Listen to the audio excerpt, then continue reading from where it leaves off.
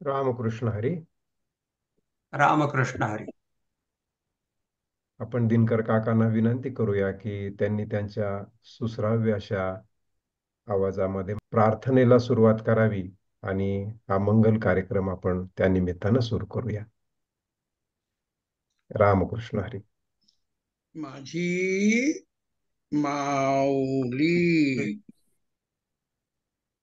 श्री अनंता मधुसूदना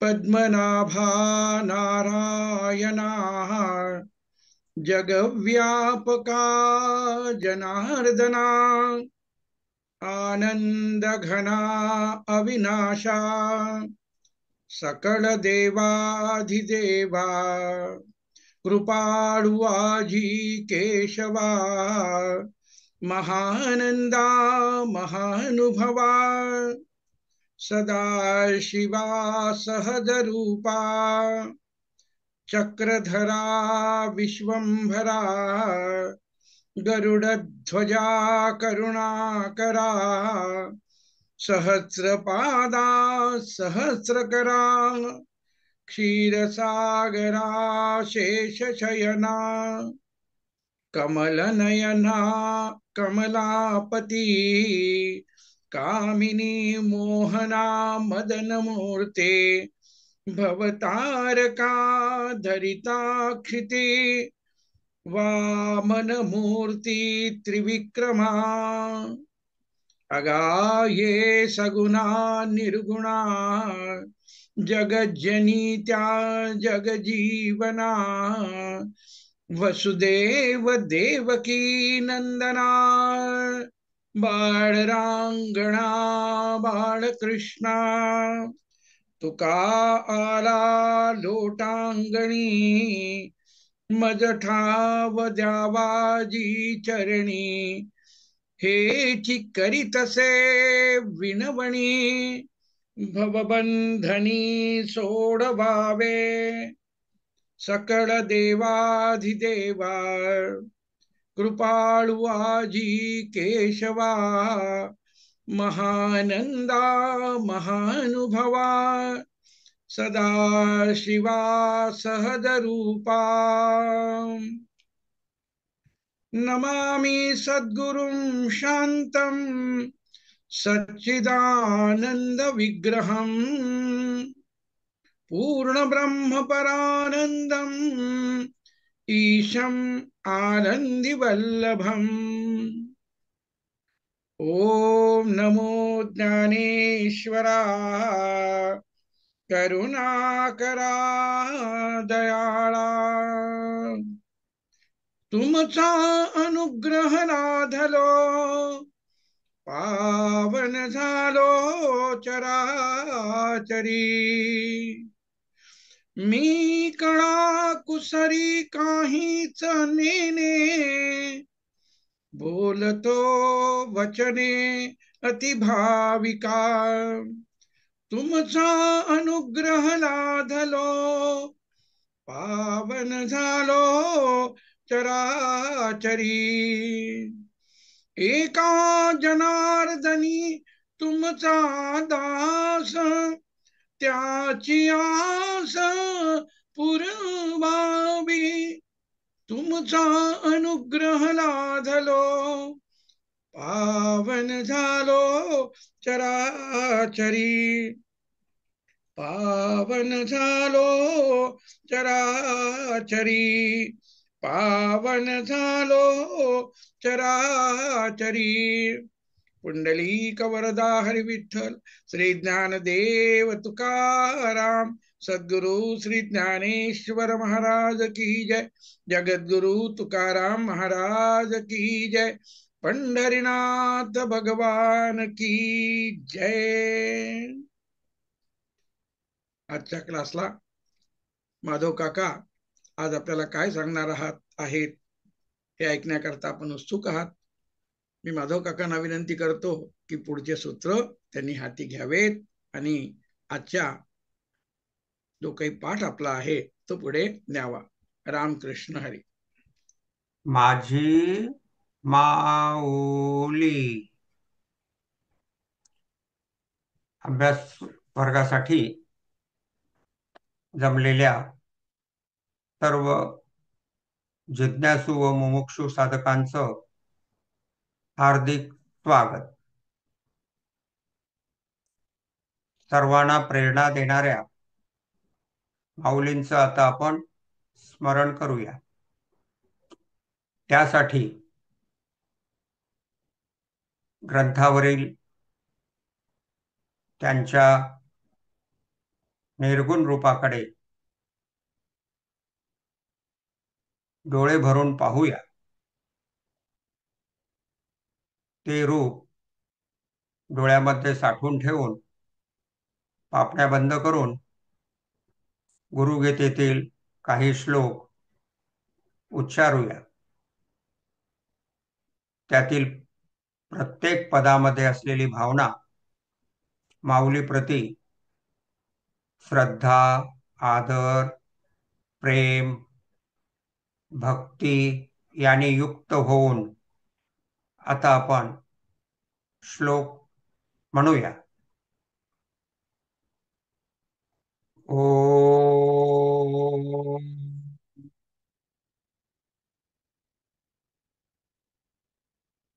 गुरुर्ब्रह्मा गुरुर्विष्णू गुरुर्देवो महेश्वरः गुरु साक्षात् परब्रह्म तस्मै श्री गुरवे नमः.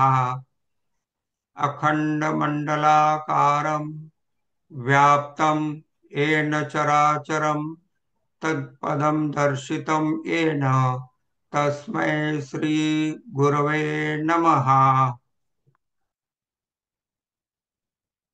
ब्रह्मानंदं परमसुखदं केवलं ज्ञानमूर्तिं द्वन्द्वातीतं गगनसदृशं तत्त्वमसि आदिलक्ष्यम् एकं नित्यं विमलम् अचलं सर्वधी साक्षिभूतं भावातीतं त्रिगुणरहितं सद्गुरुं तं नमामि.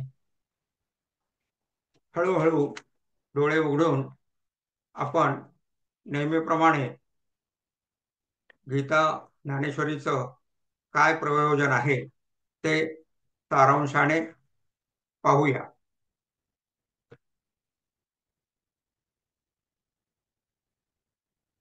सर्वांचे कर्म व विचार प्रवाह आनंद प्राप्तीसाठी सुरू असते, पण तो फार अल्पांशाने मिळतो आणि तो आनंद कारण परत्वे असतो. कारण परत्वे नसलेला नित्यानंद सर्वांना प्राप्त करून द्यावा हे गीतेचं व्यष्टी स्तरावरील प्रमुख प्रयोजन आहे.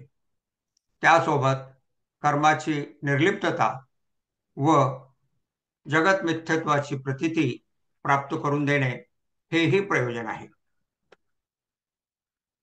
त्यानंतर समष्टी स्तरावरील प्रयोजन आहे गीतेचं धर्माची संस्थापना अर्थात रामराज्याची स्थापना आणि त्याही पुढे जाऊन माऊलींचं प्रयोजन आहे सर्वांच्याकडून सर्वांची आत्मोन्नती करीत जाऊन त्यांनी एकमेकासाठी सात्विक कर्म सात्विक कर्ता होऊन त्या सात्विक बुद्धी व सात्विक धृतीची साथ देऊन फलाकांक्षा रहिततेने करीत राहणं.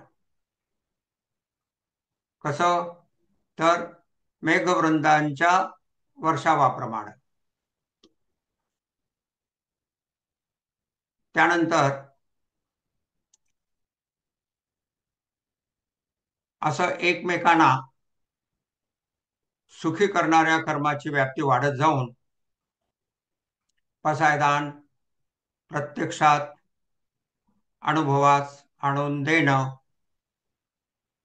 हे माऊलींचं समष्टी स्तरावरील प्रमुख प्रयोजन आहे. त्यासाठीच साधन आहे प्रत्येकाची आत्मोन्नती उत्तरोत्तर करीत जाणे.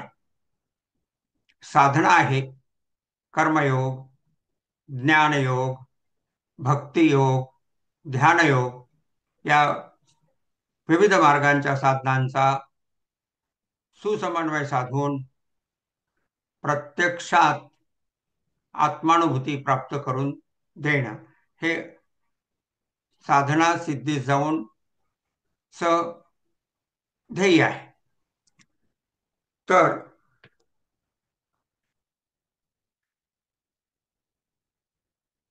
आता आपण थोडस सारांशाने पाहूया.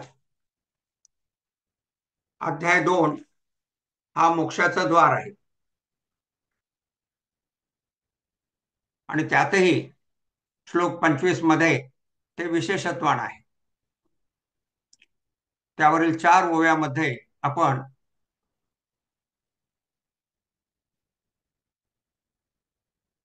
अध्याय 15 मधील महत्वाच्या ओव्यांचा, अध्याय 13 मधील तसेच अध्याय 9 मधील महत्वाच्या ओव्यांचा, श्लोकांचा चिंतन केलं.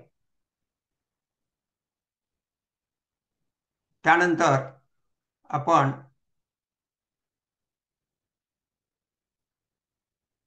हा अनुभव जेव्हा येतो तेव्हा तो आश्चर्यवत पश्यती असा असतो आणि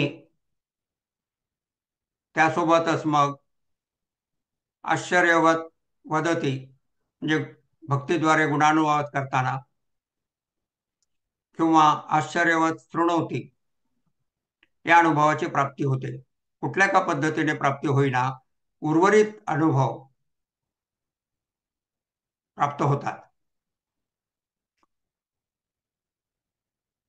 आश्चर्यवत पश्यती हा अनुभव कसा प्राप्त होतो ते आपण थोडक्यात पाहूया. आपण आपलं जे साधकावस्थेतील पाहणं असतं, मी द्रष्टा इथे, दृश्य तिथे आणि त्याला जोडणारी दृष्टी, अशा त्रिपिटीतून पाहिल्या जात असतं.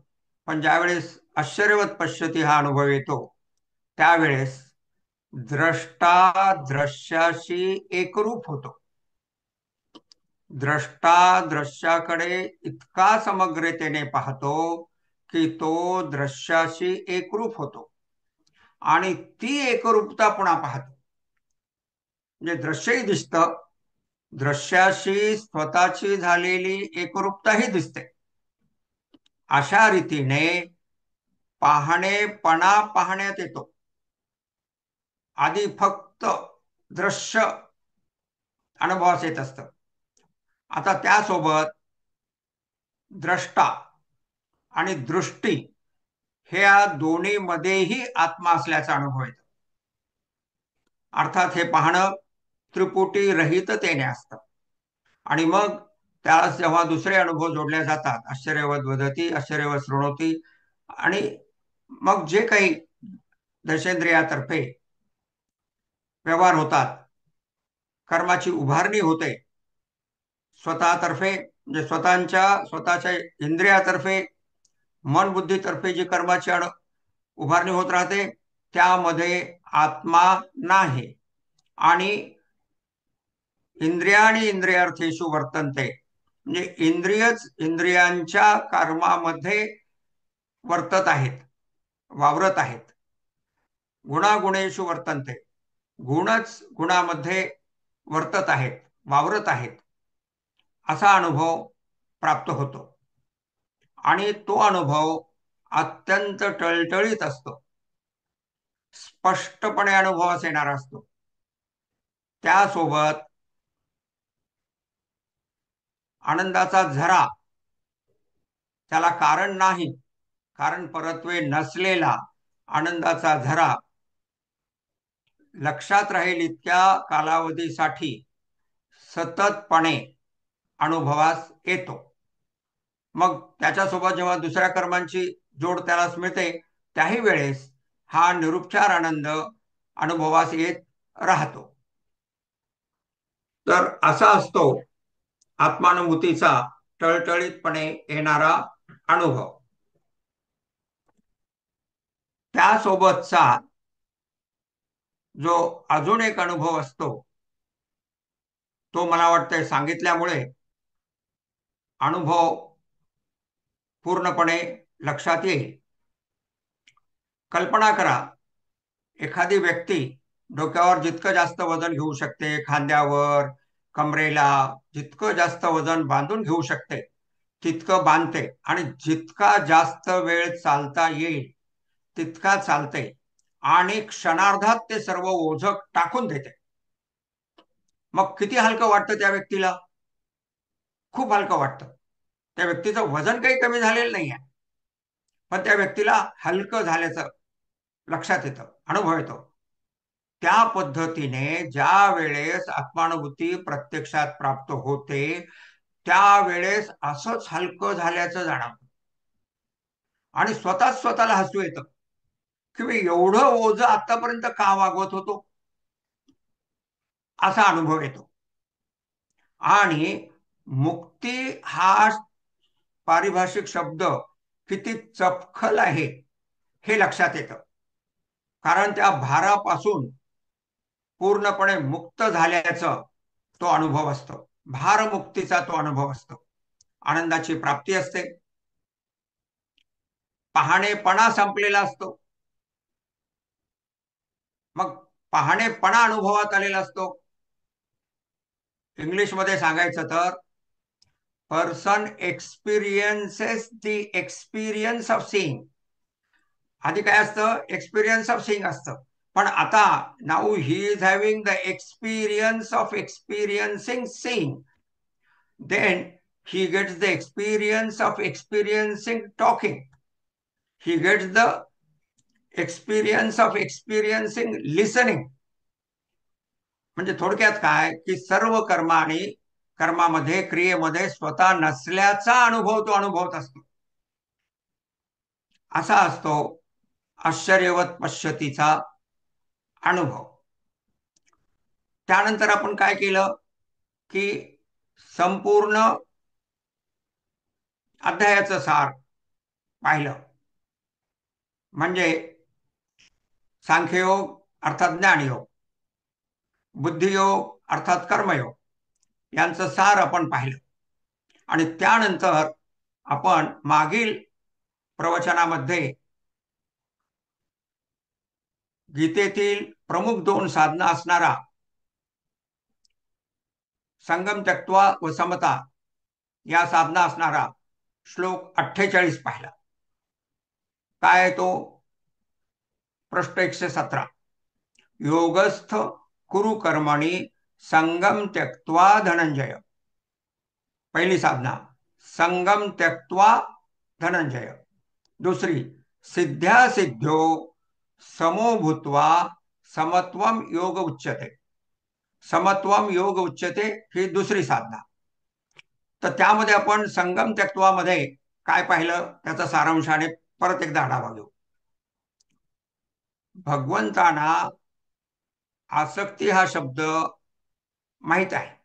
माऊलींना आसक्ती हा शब्द माहित आहे आणि ते संगम त्यक्त्वा हा शब्द वापरतात आणि तोही 16 वेळेस वापरलेला आहे. संपूर्ण गीतेमध्ये संघ हा शब्द 16 वेळेस वापरलेला आहे. माऊलींनी तो बऱ्याच वयामध्ये वापरलेला आहे. ते आपण पाहिलं. आपण अध्याय 3 मध्ये मुक्त संघ हा शब्द पाहिला भगवद्गीतेतील. त्यानंतर आपण इतर अध्यायामध्येही जे शब्द आहेत संघ संबंधाने 16 शब्द कोणत्या अध्यायात कुठला शब्द आहे ते आपण पाहिलं. आसक्ती हा शब्द कुठे आहे? तर आसक्ती हा शब्द माऊलीने ओवी 245 मध्ये वापरलेला आहे. काय ती ओवी वेदादारे बोलता केवळ कर्म प्रतिष्ठिती परी कर्मफळी आसक्ती धरून या. ओवीचा अर्थ आपण विस्ताराने पाहिलेला आहे.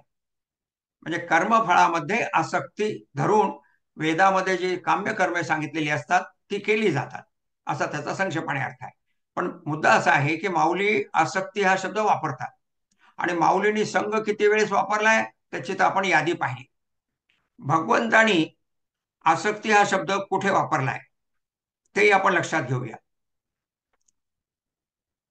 आसक्ती शब्द न येता आसक्ती रहितता हा शब्द गीतेत भगवंतानी वापरलेला आहे.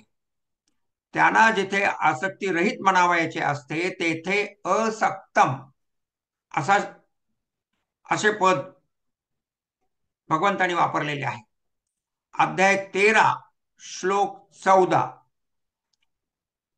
मध्ये असक्तम हे पद आलेले आहे. त्यानंतर आसक्तीरहित बुद्धी असणारा असक्त बुद्धीही हे पद अध्याय 18 श्लोक 49 मध्ये आलेला आहे. कोणतं? असक्त बुद्धीही, अर्थ काय? आसक्तीरहित बुद्धी असणारा हे पद आलेलं आहे. त्याच्यानंतर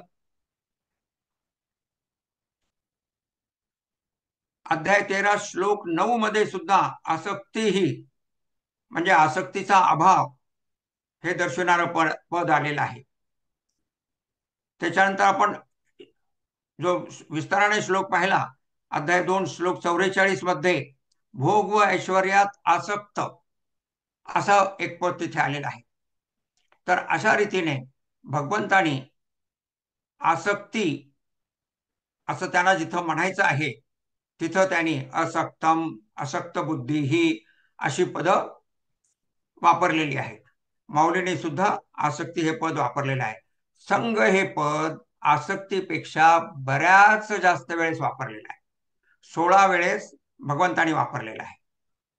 त्यामुळे संघ या शब्दाचा अर्थ आसक्ती करणं हे अत्यंत अपुर आहे. काय आहे संघ? श्लोक 48 चा अर्थ आपण आता वाचतोय. हे धनंजया, तू संघाचा म्हणजे मी कर्ता भोक्ता आहे हा जो संसाराशी संघ म्हणजे संबंध जो जन्मोजन्मीपासून तयार झालेला आहे, चित्ताच्या कोटल्या कोटल्या वृत्तीद्वारे तो सतत अनुभवास येत राहतो, त्या संघाचा म्हणजे संबंधाचा त्याग करून कर्म करताना त्या कर्माची अखेर स्वइच्छित द्रव्य, सत्ता, संपत्ती, कीर्ती, स्वर्ग, मोक्ष संबंधाने अनुकूलतेत होणे ही कर्माची सिद्धी, आणि तशा अनुकूलतेत न होणे ही कर्माची असिद्धी. कर्म संबंधाने अशा सिद्धी असिद्धीत समता अनुभव स्थिर राहून ही दुसरी साधना. कर्म सुरू असताना कर्माच्या प्रत्येक टप्प्यावर समतेत स्थिर राहून कर्माना कर, कारण समत्वम योग उच्चते. समत्वच योग म्हटला जातो. ज्याप्रमाणे भक्ती योग, ध्यान योग, ज्ञान योग, त्यानंतर 18व्या अध्यायामध्ये ज्या क्रमाने आत्मानुभूती प्राप्त होते त्याला भगवंतानी क्रमयोग हा शब्द वापरलाय. त्या ठिकाणी त्याच क्रमयोगाला माऊलीने अजून समर्पक शब्द राजयोग वापरलेला आहे. तर अशी ही विविध योग, तसा समत्वम योग उच्चते. ह्या विविध योगांना जसं आणि जितकं महत्व आहे तितकं समत्वम योग उच्चते. या म्हणजे समतेच्या साधनेला, समतेच्या सिद्धांताला, समतेच्या अनुभवाला इतर योगा इतकं महत्व आहे. त्यानिमित्तानं मी अजून एका योगाचं नाव सांगू इच्छितो. भागवतामध्ये ज्या पद्धतीने पूजा करावी, यज्ञयाग करावा, उत्सव करावेत, हे सगळं कसं करावं हे सांगितलेलं आहे, आणि त्या सगळ्यांना मिळून क्रियायोग हा शब्द प्रयोग वापरलेला आहे. तर असे हे प्रमुख योगाचे योगश्चित्त वृत्ती निरोधाः असं पातंजल योगाला म्हटलेलं आहे. म्हणजे जिथे वृत्तीचा निरोध करण्याद्वारे भगवंताशी जोडलेलं जायचं आहे, आत्म्याशी जोडलेलं जायचं आहे, असा तो योग असं म्हटलेला आहे. जसं भक्तियोगाद्वारे परमात्म्याशी आत्म्याशी जोडल्या जायचं आहे त्या पद्धतीने ती योगाची नावं दिलेली आहेत. आपण मग काय केलं, समतेची साधना समजावून घेतली. समतेची साधना समजावून घेताना आपण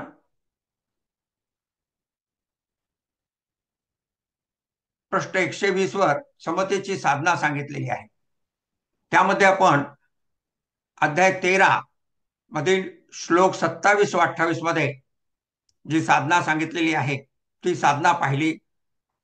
त्यातील काही ओव्यांचं आपण चिंतन केलं. खालच्या परिच्छेदातील ठळक भाग पाहूया आपण.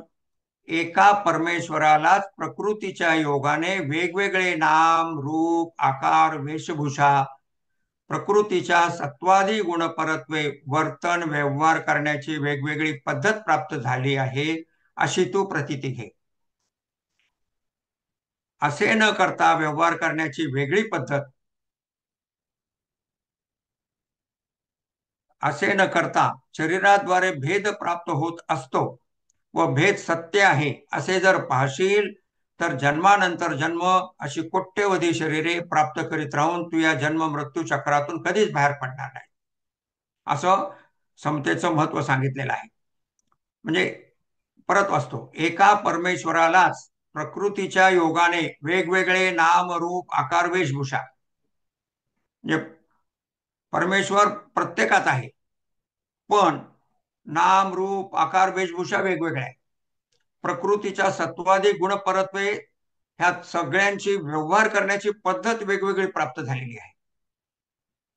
पण आत्मा आणि परमात्मा प्रत्येकात आहे अशा पद्धतीने तू प्रतीती घे असं सांगितलेलं आहे. त्याच्यानंतर एक ओवी, याचे दृष्टांताचे आपण इतरही दृष्टांत पाहिले पण एक महत्वाची ओवी आहे. कोणती? खाली लिहिले पावाचा आपण. गगन भरी धारा परी पाणी एकची विरा, तैसा या भूताकारा सर्वांगी तो. म्हणजे गगन भरी धारा, ढगातून ज्या धारा पडतात त्यामध्ये पाणी एकच आहे. तसं सृष्टीमध्ये, दृश्यामध्ये वेगवेगळे आकार दिसत असले, भूताकारा, हे प्राणी मात्र, मनुष्य, किडा असेल,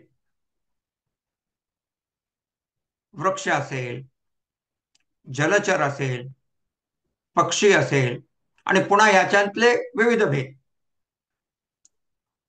त्या भेदाकडे पाहायचं नसून जसं पावसाच्या धारेमध्ये पाणी आहे असं पाहतो त्या पद्धतीने सर्वांच्या मध्ये सर्वांगी तो म्हणजे आत्मा परमात्मा आहे.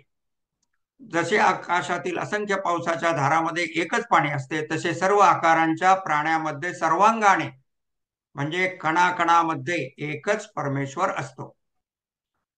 अशा रीतीने केलेल्या समतेच्या साधनेमुळे जो भूतांची नाम, रूप व वर्तनाद्वारे भिन्नता पाहून विषम बुद्धीचा म्हणजे भेद धारण करणाऱ्या बुद्धीचा होत नाही त्याला याच देहात विपुलतेने ब्रह्मसुख प्राप्त होते. संपर्कात येणारे विविध प्राणी व निरनिराळे मनुष्य यांच्यातील नाम, रूप, वर्तन, स्वभाव यांच्याद्वारे तसेच आर्थिक, सामाजिक, धार्मिक याद्वारे असलेले भेद पाहून ज्याची बुद्धी त्यांच्या प्रती विषम होत नाही, चांगले वाईट, अनुकूल प्रतिकूल असे विकार धारण करीत नाही, त्याला ब्रह्मसुख म्हणजे आत्म्याचा निरुपचार आनंद विनासायास प्राप्त होतो. म्हणजे समतेची साधना करण्याची फलश्रुती ओवी 1076 मध्ये अध्याय 13 मधील माऊलीने सांगितलेली आहे. नाम वेगळं आहे प्रत्येकाचं, रूप वेगळं आहे, त्यांचं वर्तन वेगळं आहे, त्यांचा स्वभाव वेगळा आहे. तसंच त्यांची कोणी आर्थिक दृष्टी दुर्बल सबल, सामाजिक दृष्ट्या कोणी खालच्या वर्गातला, कोणी वरच्या वर्गातला, धार्मिक हा ह्या धर्माचा, तो त्या धर्माचा, सांप्रदायिक म्हणा पाहिजे तर हा ह्या संप्रदायाचा, हिंदूमध्ये सुद्धा असंख्य संप्रदाय आहेत आपण मागे पाहिले, तो ह्या संप्रदायाचा, मी त्या संप्रदायाचा, अशा पद्धतीने भेद पाहणारी त्याची भेद पाहते आणि त्यामुळे ती विषम बुद्धी त्यांना म्हटलेलं आहे. आणि अशी विषम बुद्धी त्यागावयाची आहे आणि समता अनुभवणारी बुद्धी धारण करावायची आहे. म्हणून बुद्धियोग अध्याय 2 मध्ये सांगितलेल्या योगाचं नाव काय आहे? बुद्धियोग. कर्मयोग असा सांगितला आहे की तो बुद्धीच्या अंगाने आहे. ज्ञानही सुरुवातीला सांख्ययोगाचं जे ज्ञान सांगितलेलं आहे ते सुद्धा बुद्धीच्या अंगाने आहे. म्हणून अत्यंत समर्पक असं नाव, कर्मयोगाला समर्पक असलेलं नाव इथे बुद्धियोग वापरलेलं आहे. इतर ठिकाणी सुद्धा कर्मयोग जवळजवळ सर्व अध्यायात सांगितलेला आहे. त्यामुळे कर्मयोगाकडे दुर्लक्ष करून तर चालणारच नाही, पण कर्मयोगाची साधना अत्यंत परिपूर्णतेने करणं हे अत्यंत आवश्यक आहे. म्हणजे मग साधना सिद्धी जाते आणि आत्मानुभूती प्राप्त होते. तर बुद्धियोगाचं जे महत्वाचं अंग आहे ते म्हणजे समता. आता आपण पृष्ठ 121 वरील समता या साधनेबाबत गीता ज्ञानेश्वरीतील सर्व स्थळांचा निर्देश हा परिच्छेद वाचत आहोत. आपल्यापैकी पुष्कळांनी या परिच्छेदामध्ये ज्या श्लोकांचा, ज्या ओव्यांचा उल्लेख केलेला आहे ते श्लोक आणि त्या ओव्या वाचल्या. आता आपण त्या परत वाचणार आहोत. समतेची साधना गीतेत एकूण 12 श्लोकांद्वारे सांगण्यात आली आहे. प्रस्तुत श्लोक हा त्या 12 श्लोकापैकी आहे. समत्वम योग उच्यते सांगणारा हा जो श्लोक आहे हा त्या 12 पैकी आहे. उर्वरित पैकी अध्याय 13 श्लोक 27 व अध्याय 13 श्लोक 28 याचा परामर्श आत्ताच आपण थोड्या वेळापूर्वी ओवी आधारे घेतला. जरी श्लोक 27-28 आपण वाचला नाही, तो मागच्या वर्गात आपण वाचला होता. त्यातल्या महत्वाच्या ओव्या वाचल्या म्हणजे तो वाचल्यासारखाच आहे. समतेची साधना पुढील 9 श्लोक व त्यावरील ओव्याद्वारे दिलेली आहे. तेथील विवेचन विस्तृत नाही, तरी समतेची साधना स्पष्टपणे समजून घेऊन आचरण करता येण्यासाठी ते श्लोक व श्लोकासमोर दाखविलेल्या ओव्या यांचे सलगपणे वाचन करणे आवश्यक आहे. त्या अध्यायात समता सांगण्यात येते, हो हो म्हणायचं पुढे. त्यामुळे काय होतं की साधना करण्याकडे कल राहत नाही. पण आपण समतेची साधना विविध अध्यायात सांगितलेली, विविध ओव्याद्वारे सांगितलेली सलगपणे वाचतो, त्यावेळेस मग ती साधना करण्याचा निश्चय होतो, संकल्प होतो आणि ती साधना केल्या जाते. ही साधना जागृतावस्थेत करावयाची आहे. ध्यानात घ्या. डोळे बंद करून समतेचं चिंतन केलं नाही, डोळे उघडे ठेवून समतेची साधना करावयाची आहे. तर आता कुठे आहे? अध्याय 5 श्लोक 18 व 19 मध्ये आहे. अध्याय 5 श्लोक 18 व 19 पृष्ठ 390 काढा. पृष्ठ 390.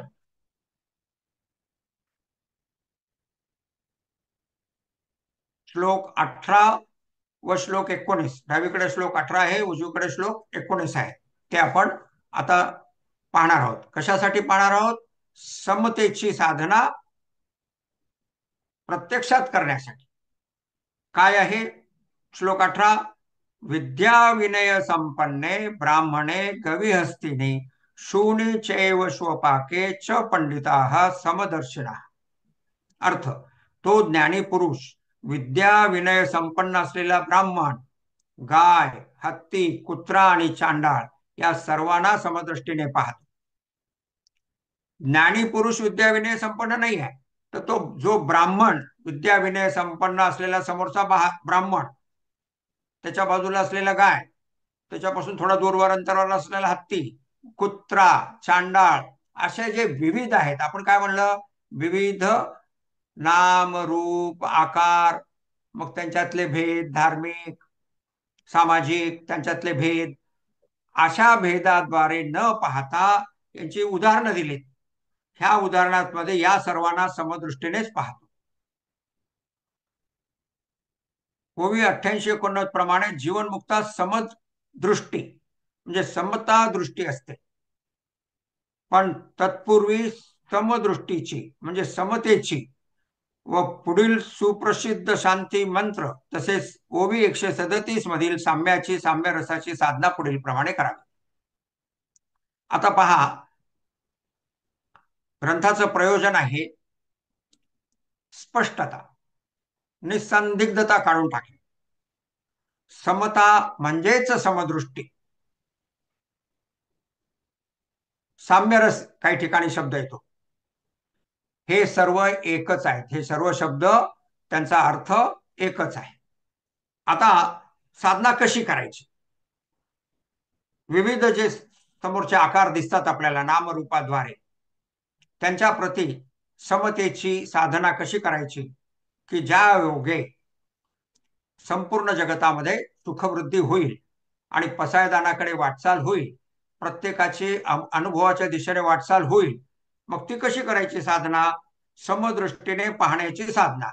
प्रसिद्ध असलेला शांती मंत्र काय आहे? सर्वे भवन्तु सुखिनः, सर्वे सन्तु निरामयाः, सर्वे भद्राणि पश्यन्तु, मा कश्चित् दुःख भाग भवेत. ओम शांती शांती शांती असा हा शांती मंत्र आहे.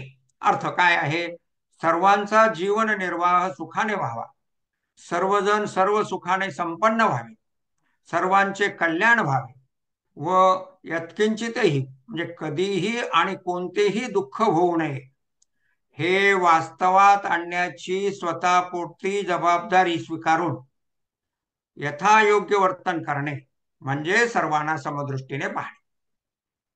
व्यक्ती जशी स्वतःचे हात, पाय, डोळे इत्यादी प्रत्येक अवयवामध्ये सारखेपणाने व परिपूर्णतेने स्वतःच्या अस्तित्वास अनुभवते, तसे सर्वात एकच परमतत्व परिपूर्ण आहे हा भाव जोपासणे म्हणजे सर्वांना समदृष्टीने पाहणे. हे वाचूया. प्रत्येक अवयवामध्ये, पाय, डोळे इत्यादी प्रत्येक अवयवामध्ये सारखेपणाने व परिपूर्णतेने स्वतःचा अनुभव, स्वतःच्या अस्तित्वास अनुभवते प्रत्येक व्यक्ती. तसे सर्वात एकच परमात्मा तत्व परिपूर्ण आहे हा भाव जोपासणे म्हणजे सर्वांना समदृष्टीने पाहणे. अर्थात वर्ण, आश्रम, जात, धर्म, संप्रदाय याद्वारे तसेच सत्ता, संपत्ती, शिक्षणाधारे भेदभाव न करता दुसऱ्याचे दुःख ते स्वतःचे दुःख, दुसऱ्याचे सुख ते स्वतःचे सुख असा भाव ठेवूनच कृती करणे म्हणजे समदृष्टीने पाहणे. तुका म्हणे एका देहाचे अवयव सुख दुःख जीव भोग पावे. तर अशी ही समतेची साधना अध्याय 5 श्लोक 18 मध्ये भगवंतांनी सांगितली. श्लोक 19 मध्ये काय सांगितलंय? यावरची एक ओवी फक्त वाचूया. ना तरी हे धेनू हे श्वान, एक गुरु एक हीन, हे असो कैचे स्वप्न जागतया. ही गाय आणि हे कुत्रे अथवा एक थोर आणि एक नीच हा भेद त्यांच्या दृष्टीत कसा राहील? अद्वैत बोध ज्या ज्ञानाच्या ठिकाणी जागृत आहे तेथे द्वैत्वाचे स्वप्न कसे पडणार? म्हणजे सगळ्या साधना कशा आहेत? अभेदाकडे जाणारे. एकमेवा द्वितीयम ब्रह्म, जिथे सर्व भेद संपलेला आहे तिकडे. आणि व्यवहारिक बुद्धी कशी असते? भेदाकडे जाणार. आणि त्यामुळे त्या भेदाने युक्त असलेल्या बुद्धीस, भेद प्रवृत्त असणाऱ्या बुद्धीस अभेदाकडे कसं न्यायचं? तर समतेच्या साधनेत भेद कमीत कमी करत जायचं. एखादा चांडाळ शब्द आहे याच्यामध्ये, तुम्हाला एखादा चांडाळ दिसला तरी काय मनात आलं पाहिजे? हा चांडाळ आहे हे मनात नेता हा मनुष्य आहे. म्हणजे मनुष्य मनुष्यातला भेद आपण संपवला. गाय आहे, हत्ती आहे, हे प्राणी आहेत. म्हणजे त्यांच्यातली आपण विविधता संपवून काय केलं? त्यांना आपण एकत्रितपणे प्राणी हा म्हणाला. हा ब्राह्मण आहे, हा चांडाळ आहे, दोघेही काय आहेत? मनुष्य आहेत. अशा प्रकारे आपण त्यांच्यातला भेद कमी कमी करत न्यायचा आहे. ती आहे समतेची साधना. आणि त्यासाठीचं साधन काय आहे? सर्वांमध्ये भगवंत पूर्णपणे व्यापून आहे, कणाकणात, सर्वांगात. मागचा जो श्लोक पाहिला ना आपण, सर्वांगात, सर्वांगी म्हणजे कणाकणामध्ये भगवंत परमात्म तत्व, ब्रह्मतत्व व्यापून आहे. काय होतं की ब्रह्मतत्व व्यापून आहे म्हटलं तर तेवढं कळत नाही. हा आपल्या धर्माचा फार मोठा गुण आहे की आपण सगुण आणि निर्गुण यांची साधना एकत्रित करतो. सर्वांच्या मध्ये भगवंत आहे म्हटलं की सोपं होऊन जातं. सर्वांच्या मध्ये परब्रह्म आहे, परमात्मा आहे आणि तुम्ही आत्मा आहात. आत्म्याच्या रूपाने तुम्हीच त्यांच्यात आहात हे म्हटलं की समजायला अवघड होतं. म्हणून भगवंत आहेत हा सोपा वाक्प्रचार केला की म्हणजे काय होतं, आणि त्याचं सांगण्याची आपली काय पद्धत आहे, जनता जनार्दन. किती सोपा शब्द, सगळ्यांच्या तोंडातला शब्द काय आहे, जनता जनार्दन. म्हणजे जनतेतली प्रत्येक व्यक्ती जनार्दन म्हणजे भगवंत आहे. चांडाळ ब्राह्मण असा त्यांच्यामध्ये भेद करायचा नाही. आता श्लोक 19 सिद्धांत काय, ब्रह्माचं स्वरूप. इहेव तैर्जितः सर्गो येषां साम्ये स्थितं मनः निर्दोषं हि समं ब्रह्म तस्मात् ब्रह्मणि ते स्थितः. अर्थ, ज्याचे मन साम्यात स्थित आहे, सर्व भूते व्यक्ती वस्तूबाबत संपूर्ण समता निरंतर जोपासून आलेल्या परिपक्वावस्थेत त्या सर्वांच्या बाबतीत प्राप्त झालेली मन व बुद्धीची विषमता रहितता, भेदरहितता, अनुकूल प्रतिकूलादी द्वंद्व रहितता आणि काम क्रोध लोभ द्वेषादी दोष रहितता व त्यामुळे ज्यांचे मन विकार चांचल्यरहित शांतीमध्ये स्थित आहे, त्यांनी या जिवंतपणे संपूर्ण संसारात जिंकले आहे. म्हणजे सगळे भूत भेद सांगितले आणि ते भेद सोडून देऊन जो शांतीमध्ये स्थित आहे त्यांनी या जिवंतपणे संपूर्ण संसाराला जिंकले आहे. संपूर्ण भवसागर तरुण जीवनमुक्तावस्था प्राप्त केली आहे. कारण भेद ब्रह्म हे भेदरहित दोषरहित व सर्व भूतात सम आहे. सिद्धांत काय आहे, ब्रह्म हे भेदरहित दोषरहित व सर्व भूतात सम आहे. काय शब्द आहे वर, निर्दोषम ही समम ब्रह्म. म्हणून ते सच्चिदानंद घन ब्रह्माच्या ठिकाणी म्हणजे आत्म्याच्या ठिकाणी परमात्म्याच्या ठिकाणी स्थित असतात. या समतेलाच योग म्हटले आहे. समत्वम योग उच्चते असं आपल्या प्रस्तुत श्लोकामध्ये असं म्हटलेलं आहे. तर समता म्हणजे भेदाकडून अभेदाकडे जाणे, भेद कमी कमी करत जाणे म्हणजे समतेत स्थित होण्याची साधना करीत राहणे. त्यानंतर आपण काय ह्यामधील 89 ही एक ओवी आपण पाहणार आहोत, जी मागच्या पानावर आहे. 89 अनुभूती सांगणारी ही ओवी आहे. एक आपण पची जैसे ते देखती विश्व तैसे, हे बोलणे कायसे नवलू येथ. एक आपण पची जैसे ते देखती विश्व तैसे, ते जसे स्वतःमध्ये सच्चिदानंद घन ब्रह्म अनुभवतात, विश्वातही तेच ब्रह्म सच्चिदानंदत्वाने असल्याचे अनुभवतात. हे येथे समता दृष्टी संबंधाने सारांशाने बोलण्यात काही आश्चर्य नाही. म्हणजे हा अनुभव येतो याची खात्री अलंकारिक पद्धतीने सांगितले माऊलीने, यात काही आश्चर्य नाही. त्यानंतर आपण ओवी 94 पाहणार आहोत, ती जी आपण थोड्या वेळापूर्वी पाहिली. त्यानंतर ओवी 96 आपण पाहणार आहोत पुढील पानावर 392. म्हणून सर्वत्र सदा सम ते आपण पची अद्वय ब्रह्म, हे संपूर्ण जाणे वर्म समदृष्टीचे. म्हणून सर्व ठिकाणी सर्व काळ सारखे असणारे जे अद्वितीय ब्रह्म तेच आपण आहोत, हे समदृष्टीचे मर्म तो पूर्णपणे जाणतो. ब्रह्म सम आहे. सिद्धांत लक्षात ठेवायला सोपा आहे. ते ब्रह्म तुम्ही आहात आत्म्याच्या रूपाने, म्हणून तुम्ही स्वतःच्या ठिकाणी समता अनुभवता.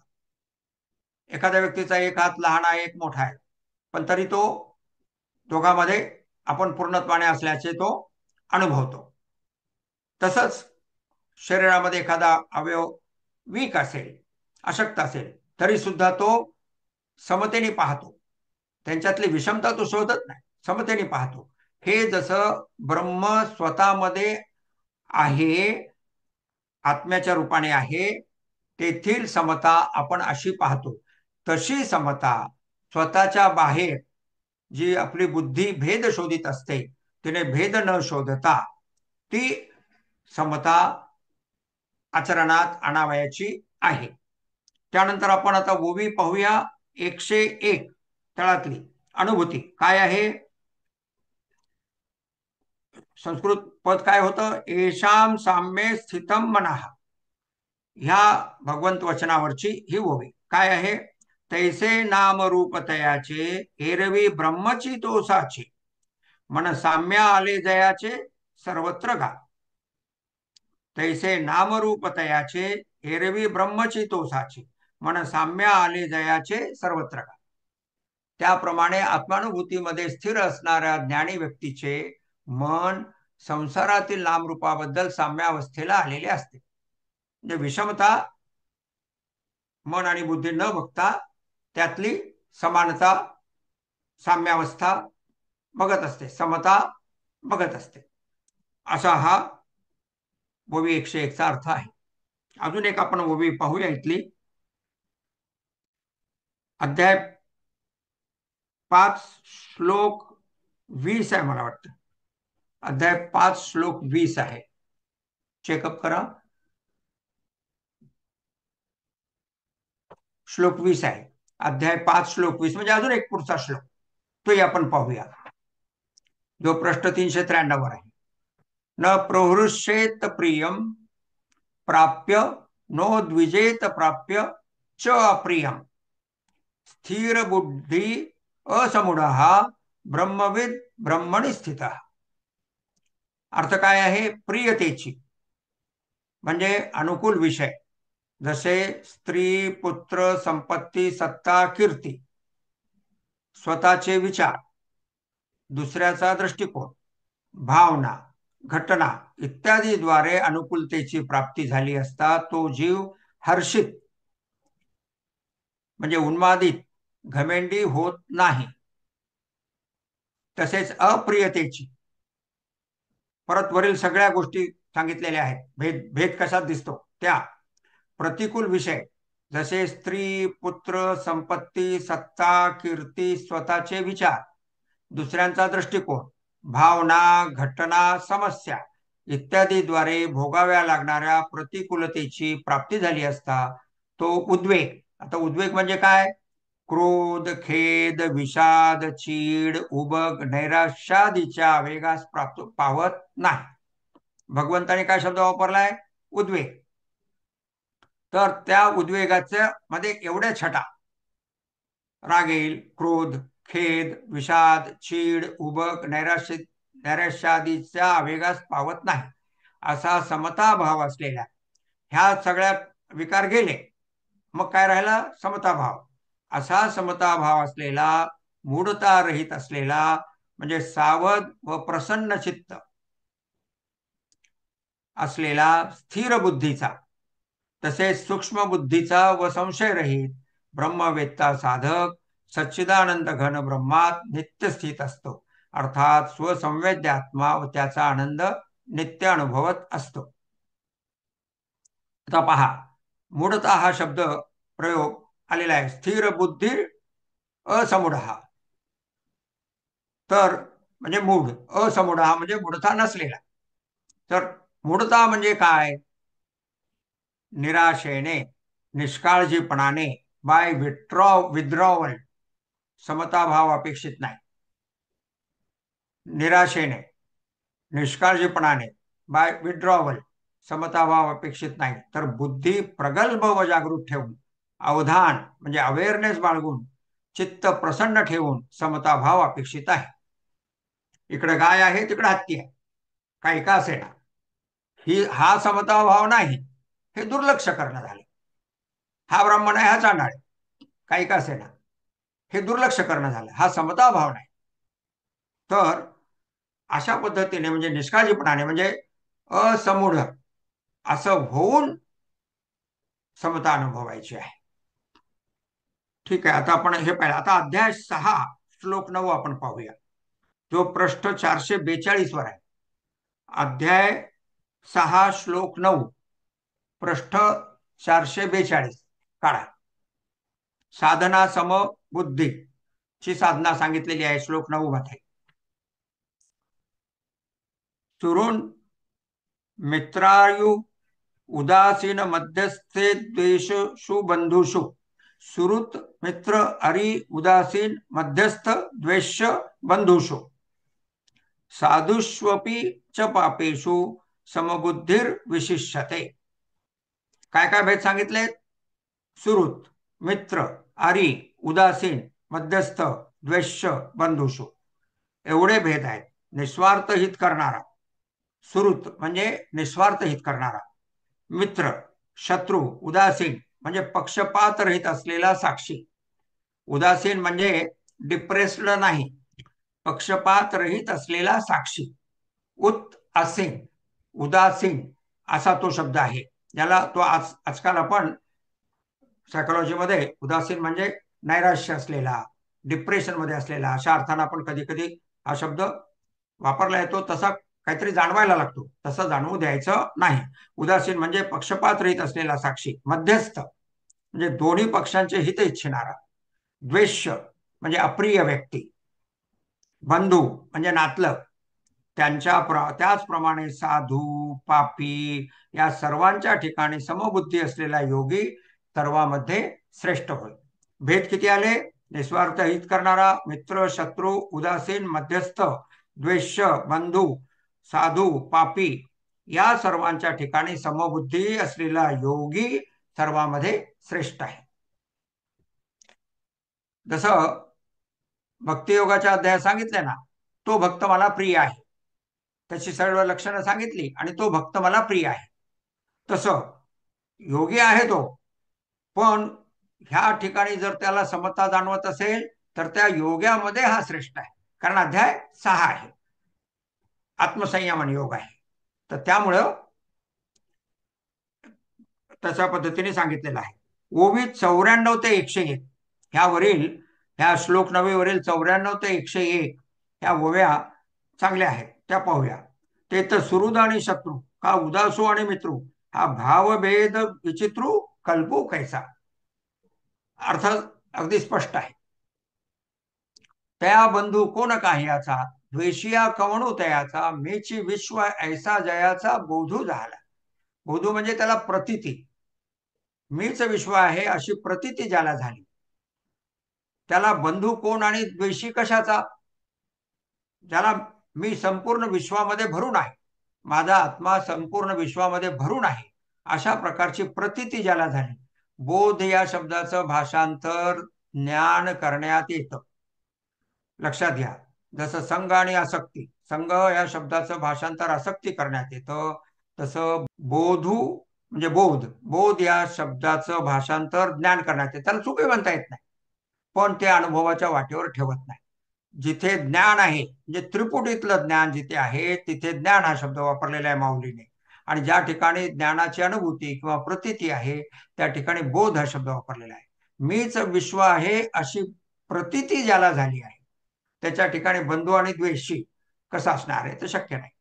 पुढे मग तयाची दिठी अधोमत्तोम असे क्रीटी काय परिसाची कसाटी वाणिया खिजे. परिसाच्या जवळ धातू आला की तो सोनं होऊन जातो. मग आता ते सोनं किती कसाचं असं म्हणणंच अर्थ काय? अर्थच नाही त्यामध्ये. मग त्याच्या दृष्टीने वाईट चांगले असेल काय? परिसाच्या कसोटीवर घासले असता सोन्याच्या कसाच्या दृष्टीने हीन मध्यम उत्तम असे वाण म्हणजे प्रकार करता येतील काय? सोळा कशी सोनं होऊन जात. ते जैसी निर्वाण सुवर्णची करी तैसी जयाची बुद्धी चराचरी होय साम्याची उजरी निरंतर. आता इथं समताच्या ऐवजी शब्द काय आलाय? साम्याची. मग हे काहीतरी वेगळं आहे आणि समता काहीतरी वेगळं आहे असा शब्द छल करायचा नाही.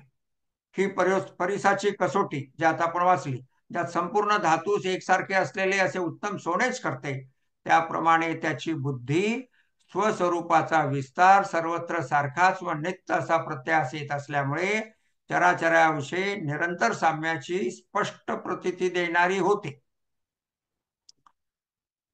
जे ते विश्वाळंकाराचे विसुरे, जरी आहाती आनाने आकारे, तरी घडले एकची भांगारे परब्रह्मे.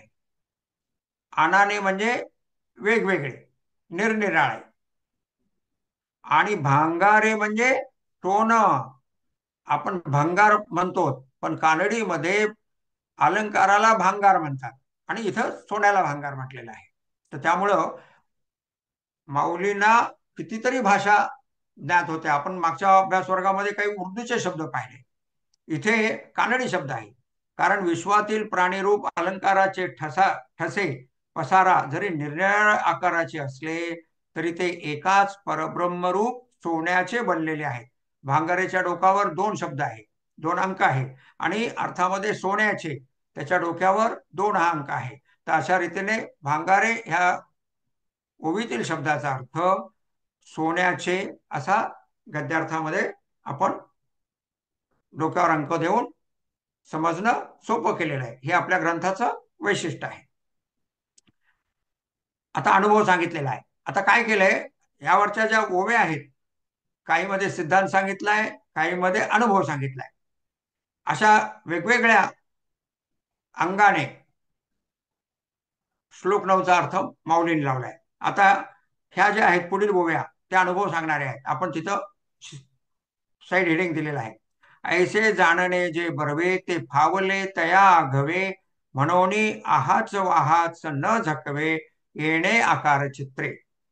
असे जे शुद्ध ज्ञान त्याला पूर्णपणे अनुभवास आले आहे, म्हणून तो या नाना प्रकारच्या वरवरच्या आकाराने फसत नाही, चकविला जात नाही. झकवे म्हणजे चकविल्या जात नाही. सापे पटा माझी दृष्टी, दिसे तंतूची सैंध सृष्टी, परी तो एका वाचुनी गोठी दुजी नाही. तंतू आणि कपड्याचा, वस्त्राचा दृष्टांत दिलाय. वस्त्र सूक्ष्म दृष्टीने पाहिले तर त्या वस्त्रामध्ये सर्वत्र अनेक तंतूची विविधतेने रचलेली सृष्टी दिसते. उभे आडवे दोरे तंतू दिसतात, पण त्या वस्त्रात एका कापसाच्या तंतूपासून दुसरे काही नसते. अशा रीतीने सगळीकडे समतेची दृष्टी ठेवायची आहे. ऐसेनी प्रतीती हे गवसे, ऐसा अनुभव जयाते असे, तोची समबुद्धी हे अनारिसे नवे जाण. यावर सांगितलेल्या तंतुपट न्यायाने ज्याला चराचर सृष्टीबद्दल प्रतीती आली, सापडली, असा पुरुषच समबुद्धी हे नक्की, यात खोटे काही नाही असे जाण. त्यानंतर आपण पाहणार आहोत अध्याय 6 मधील श्लोक 29. तो आहे पृष्ठ 543 वर. अध्याय 6 श्लोक 29 पृष्ठ 543 वर समतेबद्दलचे आपण श्लोक आणि ओव्या पाहत आहोत. तर इथे श्लोक 29 मध्ये आत्मानुभूती सांगितलेली आहे. काय आहे ती, कशी सांगितलेली आहे इथे? सर्वभूत स्थात्मात्मानं सर्वभूतानि चात्मनि, सर्वभूतस्थम आत्मानं सर्वभूतानि चात्मानि, इक्षते योगयुक्तात्मा सर्वत्र समदर्शनाः. समदर्शन, समता, योगयुक्त चित्त असणारा, अहम ब्रह्मास्मी या अनुभवात स्थित असणारा, तसे सर्व ठिकाणी समभावाने पाहणारा योगी आपल्या आत्म्याला सर्व भूतामध्ये प्राणीमात्रामध्ये स्थित पाहतो व सर्व भूतांना प्राण्यांना आपल्या आत्म्यामध्ये स्थित पाहतो. श्लोक 32 पाहूया. येथील ओवी 391 आणि 393 ही आपण पाहणार आहोत. 391 आणि 392 चा एकत्रित अर्थ आहे. त्या 2 ओवी मी वाचतो. ओवी श्लोक 30 पाहूया. तिथे 29 नंतर जो श्लोक 30 आहे तोही पाहूया. यो मां पश्यति सर्वत्र सर्वं च मयि पश्यति, तस्याहं न प्रणश्यामि सच मे न प्रणश्यति. अर्थ, जो मला सर्वत्र व सर्वात पाहतो आणि माझ्या ठिकाणी सर्व व सर्वांना पाहतो, त्याला मी कधी दृष्टीआड होत नाही. फलश्रुती सांगितले. व तो मला कधी दृष्टीआड होत नाही. भगवंतांच्या विराट स्वरूपाच्या ठिकाणी अर्जुन जसे सर्व व सर्वांना पाहतो तसे या पाहण्यात अपेक्षित आहे. जे जे भेटे भूत ते ते जाणीजे भगवंत. तुकाराम महाराज म्हणतात त्याप्रमाणे सर्वत्र सर्व वेळ भगवंतास पाहावे. ओवी 391-92. तरी मी तव सकळ देही असे एथ विचारू नाही आणि तैसेची माझ्या ठाई सकळ असे. हे ऐसेची संचले परस्पर मिसळले बुद्धी घेपे तुले व्हावे का. मी तर सर्व देहामध्ये आहे यात काही वैचारिक शंका नाही आणि त्याचप्रमाणे माझ्या ठिकाणी हे सर्व आहेत हे असेच बनलेले आहे आणि परस्पर मिसळलेले आहे. एवढे मात्र बुद्धीने घेतले पाहिजे. सध्याचा वाक्प्रचार काय आहे? मनाने घेतले पाहिजे. तू मनावर घे असं आपण म्हणतो एखाद्याला. मनाने घेतले म्हणजे ती गोष्ट मनाचा म्हणजे स्वतःचा दृष्टिकोन बनते. मन त्याच्या विरोधात शंका घेत नाही. बुद्धीने घेणे म्हणजे अजून दृढता आली, निश्चितता, निसंदिग्धता, निसंशयता आली. माऊली म्हणतात बुद्धी घेपे तुले व्हावे गा. आता त्यानंतर आपण 393 ओवी वाचूया. एरवी तरी अर्जुना जो एकवटलिया भावना सर्वभूती अभिन्ना माते भजे. एरवीही अर्जुना तो योगी अद्वैतानुभूतीने मी सर्व भूतात अभिन्नतेने व्यापून राहिलेलो आहे असे जाणून मला भजतच असतो. ध्यानयोगी हा भक्ती संपन्न असतोच हा भाव. अध्याय 6 आहे. तर त्यामुळे वृक्षतेने आत्मसंयमन म्हणजे ध्यानाभ्यास करणं अपेक्षित नाही, तर तो भक्तीच्या साह्याने करावा असा सुद्धा याचा त्या ओवीचा भाव आहे. आता आपण श्लोक 32 पाहूया. एक पान सोडून पुढे. श्लोक 32 समतेची साधना व अनुभव सांगणारा हा श्लोक आहे. काय आहे श्लोक? आत्मौपम्येन सर्वत्र समम पश्यति योर्जुन सुखम वा यदि वा दुःखम स योगी परमो मतः. हे अर्जुना, जो योगी आपल्याप्रमाणे आपल्या शरीरातील विविध अवयवांना ज्या समभावाने पाहतो त्याप्रमाणे सर्वत्र म्हणजे सर्व प्राणी मात्रांना समभावाने पाहतो त्याच पद्धतीने सुख व दुःखाशी पाहतो तो योगी अत्यंत श्रेष्ठ मानला गेला आहे. समोरील ज्या काही व्यक्ती दिसत आहेत, पशुपक्षी दिसत आहेत, त्यांच्याकडे समताने जसं पाहायचं तसं स्वतःला जे सुख आणि दुःख प्राप्त झालेलं आहे त्याकडेही समतेने पाहायचं असा हा याचा अर्थ आहे. त्याच्या वरील ओवी पाहूया 403 आता शरीरी तरी आहे परी शरीराचा तो नव्हे ऐसे बोलवरी होय ते करू ये काही. आता तो जरी देहधारी असला तरी तो देहाशी तादात्म्य पावत नाही, शरीरा एवढा मर्यादित होत नाही. आणि अशी त्याची स्थिती शब्दात मांडता येईल काय? तर हा भाग जो आहे तर तो तैत्तरीय उपनिषदात आलेला आहे. तैत्तरीय उपनिषद मंत्र 1.10.1 मध्ये काय म्हटलेलं आहे?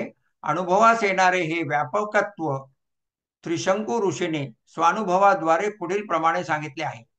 श्लोकाचा अर्थ: सूर्यामध्ये जसे प्रकाशरूप विशुद्ध अमृत आहे तसे ते चहूबाजूने सर्वत्र सतत पसरत राहणारे मजमध्ये आहे. आत्म्याचा अनुभव सांगताना आत्मा स्वसंवेद्य ज्ञानमात्र स्वयंप्रकाश असल्याचे सांगितले जाते. त्यातील स्वयंप्रकाश हा अनुभव या ओवीत सांगितला आहे. पुढे स्पष्ट केले आहे की मनुष्याच्या देहात राहणारा आत्मा आणि सर्व एकच आहे. असं जसा सूर्यापासूनचा प्रकाश सर्वत्र पसरत राहतो त्याप्रमाणे पसरत राहून हा अनुभव येतो. या अनुभवाच्या स्पष्ट वर्णनासाठी अमृतानुभवामध्ये आहे आणि हा अनुभव जो आहे स्वयंप्रकाश सर्वत्र पसरणारा हा अनुभव आपण मध्यंतरानंतर ध्यानाद्वारे पाहणार आहोत. तर आता आपण एक 5 मिनिटाचं मध्यंतर घेऊया.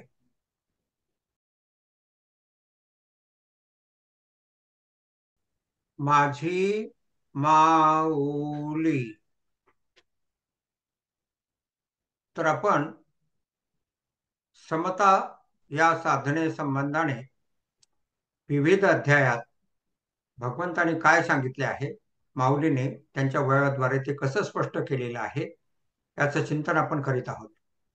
त्या दृष्टीने आपण अध्याय 5 त्यानंतर अध्याय 6 मधील विचार केला. त्यातील अखेरचा जो श्लोक आहे, 3 श्लोक आहेत अध्याय 6 मध्ये समता दृष्टीने. त्यातील जो अखेरचा श्लोक आहे, श्लोक 32, तो आपण पाहत आहोत. आणि आपण ही साधना, समतेची साधना ध्याना असताना ऐकून करणार आहोत. तर ह्या ओवीमध्ये काय सांगितलं? आता शरीरी तरी आहे, परी शरीराचा तो नव्हे, ऐसे बोलवरी होय, ते करूये काय. तर आपण ध्यानाची सुरुवात करूया. दोन्ही तळपायाची अढी ती थोडी मागे पुढे करून टाचेपासून करंगळीपर्यंत दोन्ही पाय टेकलेले आहेत आणि सुखाने टेकलेले आहेत. अशा पद्धतीने पाहून कमरेखालील संपूर्ण शरीर हे सुखासनात आहे अशी खात्री करून घेऊया. त्यानंतर हात माऊलींच्या फोटोप्रमाणे, त्यानंतर पृष्ठांत उचलणे. पृष्ठांत उचलताना शरीर खांदे सोडून विश्रांत करावे.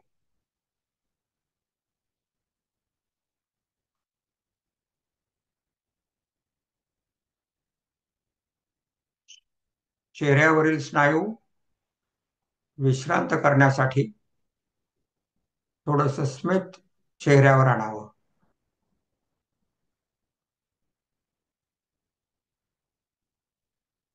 मनात जे विचार येत आहेत त्याकडे साक्षीभावाने पाहावे.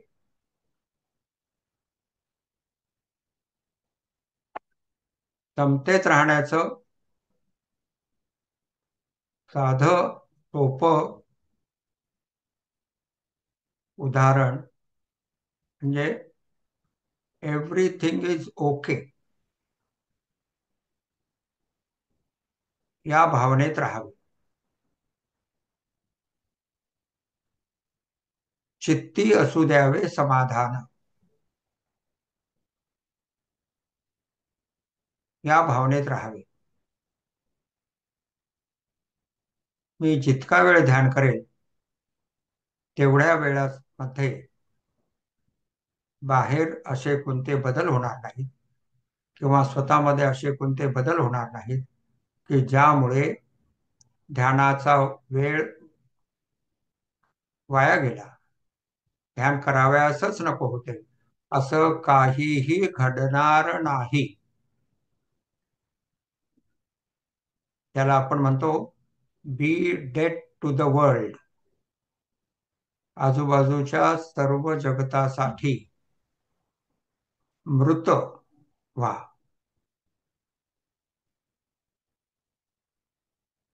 समाधानी राहा, संतोषात राहा. अशा रीतीने संपूर्ण शरीरास आणि त्याद्वारे मनास विश्रांत होऊ द्या. स्वतःचे शरीरच स्वतः सावरत आहे या भूमिकेत राहा.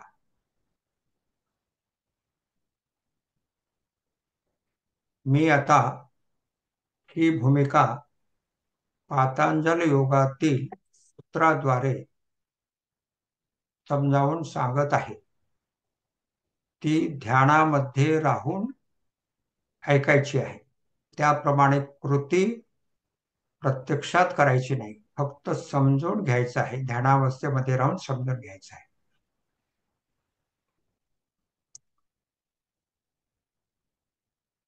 कल्पना करा की तुम्ही मांडी घालून बसला आहात आणि तुम्ही तुमच्या दोन्ही हाताने एक गुडघा खाली दाबत आहात, तर तो गुडघा वर येण्याचा प्रयत्न करू लागतो.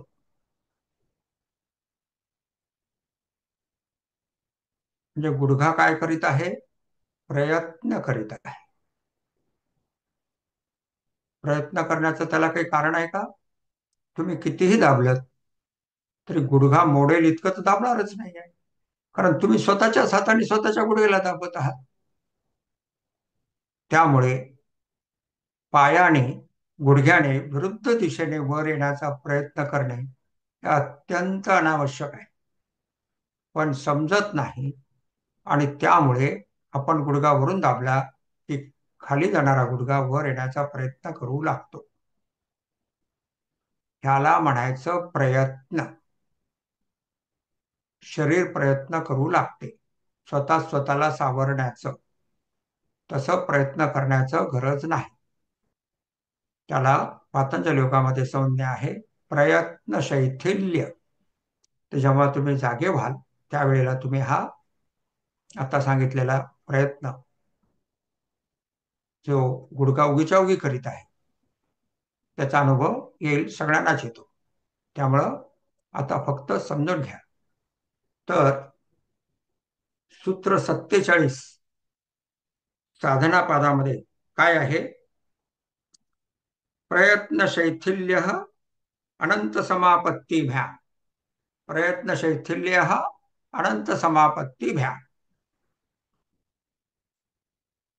तर आता आपण थोड्या वेळापूर्वी काय पाहिलं? तैत्तिरीय उपनिषदामध्ये सूर्यामध्ये जसे प्रकाशरूप विशुद्ध अमृत आहे, तसे ते चहूबाजूने सर्वत्र सतत पसरत राहणारे मज मध्ये आहे. सूर्यापासूनची किरण जशी चहूबाजूने पसरत राहतात, तशा प्रकारे ते अमृत, स्वयंप्रकाश असलेले अमृत, सर्वत्र पसरत राहणारे आत्म्याच्या रूपाने असलेले अमृत माझ्यामध्ये आहे, असं त्रिशंकू ऋषीने स्वानुभवाद्वारे सांगितलेलं आहे तैत्तिरीय उपनिषदामध्ये. तर त्याचा आपण साधनेच्या अंगाने आता पाहत आहोत.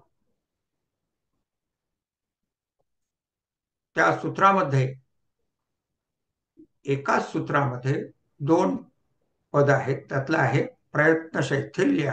ते आपण आता पाहिलं. शरीरच शरीराला सावरून धरते, कुठलाही प्रकार प्रयत्न करण्याची आवश्यकता नाही. दुसरा महत्वाचा शब्द आहे अनंत समापत्ती भ्या. तर असं समजायचं की आत्मा जो माझ्या संपूर्ण शरीरामध्ये प्रत्येक कणाकणामध्ये व्यापून आहे, तो आत्मा आता सूर्यप्रकाशासारखा शरीराच्या प्रत्येक रंध्रातून, चेहऱ्याच्या, डोक्याच्या, खांदे, पोट, पाठ, पाय यातील प्रत्येक रंध्रातून पसरत आहे, शरीराच्या बाहेर पसरत आहे. आत्मा फक्त शरीरानेच व्यापून नसून तो शरीराबाहेर असलेल्या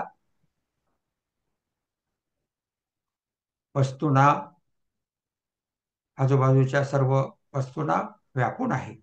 वस्तू मनात आणायची नाही. तर शरीराच्या रंध्रातून आत्मस्वरूप बाहेर पडू इच्छित आहे, अशा रीतीने अनुभवायचं आहे. त्या दिशेने, त्या भूमिकेत राहायचं आहे. तर याचं नाव आहे अनंत समापत्ती भ्या. ह्या साधनेचं जे आपण यथावकाश पातंजल योग सूत्रामध्ये साधनापाद सूत्र 47 मी तुम्हाला अभ्यास वर्गामध्ये सुद्धा सांगू. त्यामुळे आठवणही ठेवायची नाही. फक्त साधना आता आपण करून पाहिली की आत्मा शरीरामध्ये पूर्णतः व्यापून आहे आणि तो रंगरारंगरातून बाहेर प्रसरण पावत आहे. असा अनंत समापत्ती ध्यान या साधनेचा अर्थ आपण इथे पाहिला. आता अनुभव, हा अनुभव कसा येतो हे आपण आता अमृतानुभव प्रकरण 8 काही लक्षात ठेवायचं नाही. अमृतानुभव प्रकरण 8 मधील ओवी 3 जी लेखकाच्या खूप आवडीची आहे, तशा प्रकारे अनुभव प्राप्त होतो याची निसंदिग्धता प्राप्त व्हावी आपणास, म्हणून हे सांगितलेलं आहे. काय आहे ती ओवी? हा ठावो वरी गुरुराये नांदविलो उवाये जे आम्ही न समाये आम्हा माझी. जे आम्ही न समाये आम्हा माझी. आम्ही आमच्यामध्ये मावत नाही असा हा अनुभव आहे. आमच्या श्री गुरुरायांनी आम्हास अशा स्थितीत पोहोचून स्थिर केले आहे की हा ठावोवरी गुरुराये नांदविलो उवाये. श्री गुरुरायांनी आम्हास अशा स्थितीत पोहोचवून स्थिर केले आहे की आम्ही आमच्यामध्ये सामावत म्हणजे मावत नाही. जीवन मुक्तावस्थेत विश्रांती घेत असताना स्वतःचे अस्तित्व तसेच स्वतःचे स्वरूप असलेले स्वतःमधील चैतन्य शरीरात ओतप्रोत भरून आहे व ते शरीरात मावत नाही. जणू काही ते नेत्रातून त्वचेच्या रंगरारंगरातून ओसंडून केव्हाही वाहू लागेल असा अनुभव येत राहतो. हे वेगळ्या शब्दाने, विस्ताराने, तर्काने सांगता येत नाही. शरीरात मावत नाही हेच शब्द अचूक आहेत, वस्तुस्थिती दर्शक आहेत. अनुभव येण्यापूर्वी हे शब्द विलक्षण, काल्पनिक, अतिशयोक्तीपूर्ण वाटतात. म्हणून माऊलींनी या आधीच्या ओवीमध्ये स्वतःचा अनुभव सांगण्यास लाजावयास होते असे म्हटले आहे. या आधीची ओवी काय आहे? परी आम्हा आम्ही आहो ते कैसे पाहो जाओ तव काय कीजे ठाओ लाजीजे ऐसा. सांगायला लाजायलाच होते. अर्थ, आमच्यासाठी आम्ही स्वतःचे स्वरूप आहोत. आता ते कसे पाहिल्या जाते? अर्थात आम्ही आमच्यासाठी कसे आहोत, आम्हाला अनुभव कसा येत असतो, या अवस्थेत त्या अवस्थेतील स्थिरतेचे वर्णन कसे करावे, हे सर्वच विलक्षण, युनिक, अनबिलिव्हेबल आहे.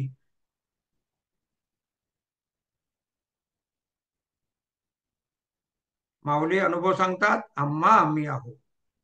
अर्थात आमच्यासाठी, अनुभवण्यासाठी, उपभोगण्यासाठी आम्ही आमचे स्वरूप आहोत. आम्हाला आमचे स्वरूप अनुभवण्यासाठी, उपभोगण्यासाठी उपलब्ध झाले आहे. हे सांगितले तर वस्तुस्थिती दर्शक वाटणार नाही हे समजत असल्यामुळे पुढे सांगितलेला विलक्षण अनुभव सांगताना लाजावयास होत आहे. आणि मग अनुभव काय सांगितला? जे आम्ही न समाये आम्हा माझी. आम्ही आमच्यामध्ये मावत नाही असा अनुभव येत राहतो. जीवन मुक्तावस्थेमध्ये हा अनुभव सतत काहीही न करता म्हणजे विनासायास अनुभवास येत राहतो. आम्ही आम्हामध्ये मावत नाही. इतकंच नाही तर रंगरारंगरातून, नेत्रातून स्वतःचं स्वरूप, स्वतःचा आत्मा बाहेर पसरत आहे आणि जेथपर्यंतच दृश्य दिसते तेथपर्यंतच्या दृश्याला ते व्यापून आहे असा अनुभव सहजतेने सतत विनासायास येत राहतो. सामान्य व्यक्तीचा काय अनुभव आहे? सामान्यतः व्यक्तीचे जीवन सुख दुःख, अनुकूल प्रतिकूल, मी माझे यांच्याशी संबंधित त्रिपुटीचा अनुभव असे असते. देह तादात्म्य असते.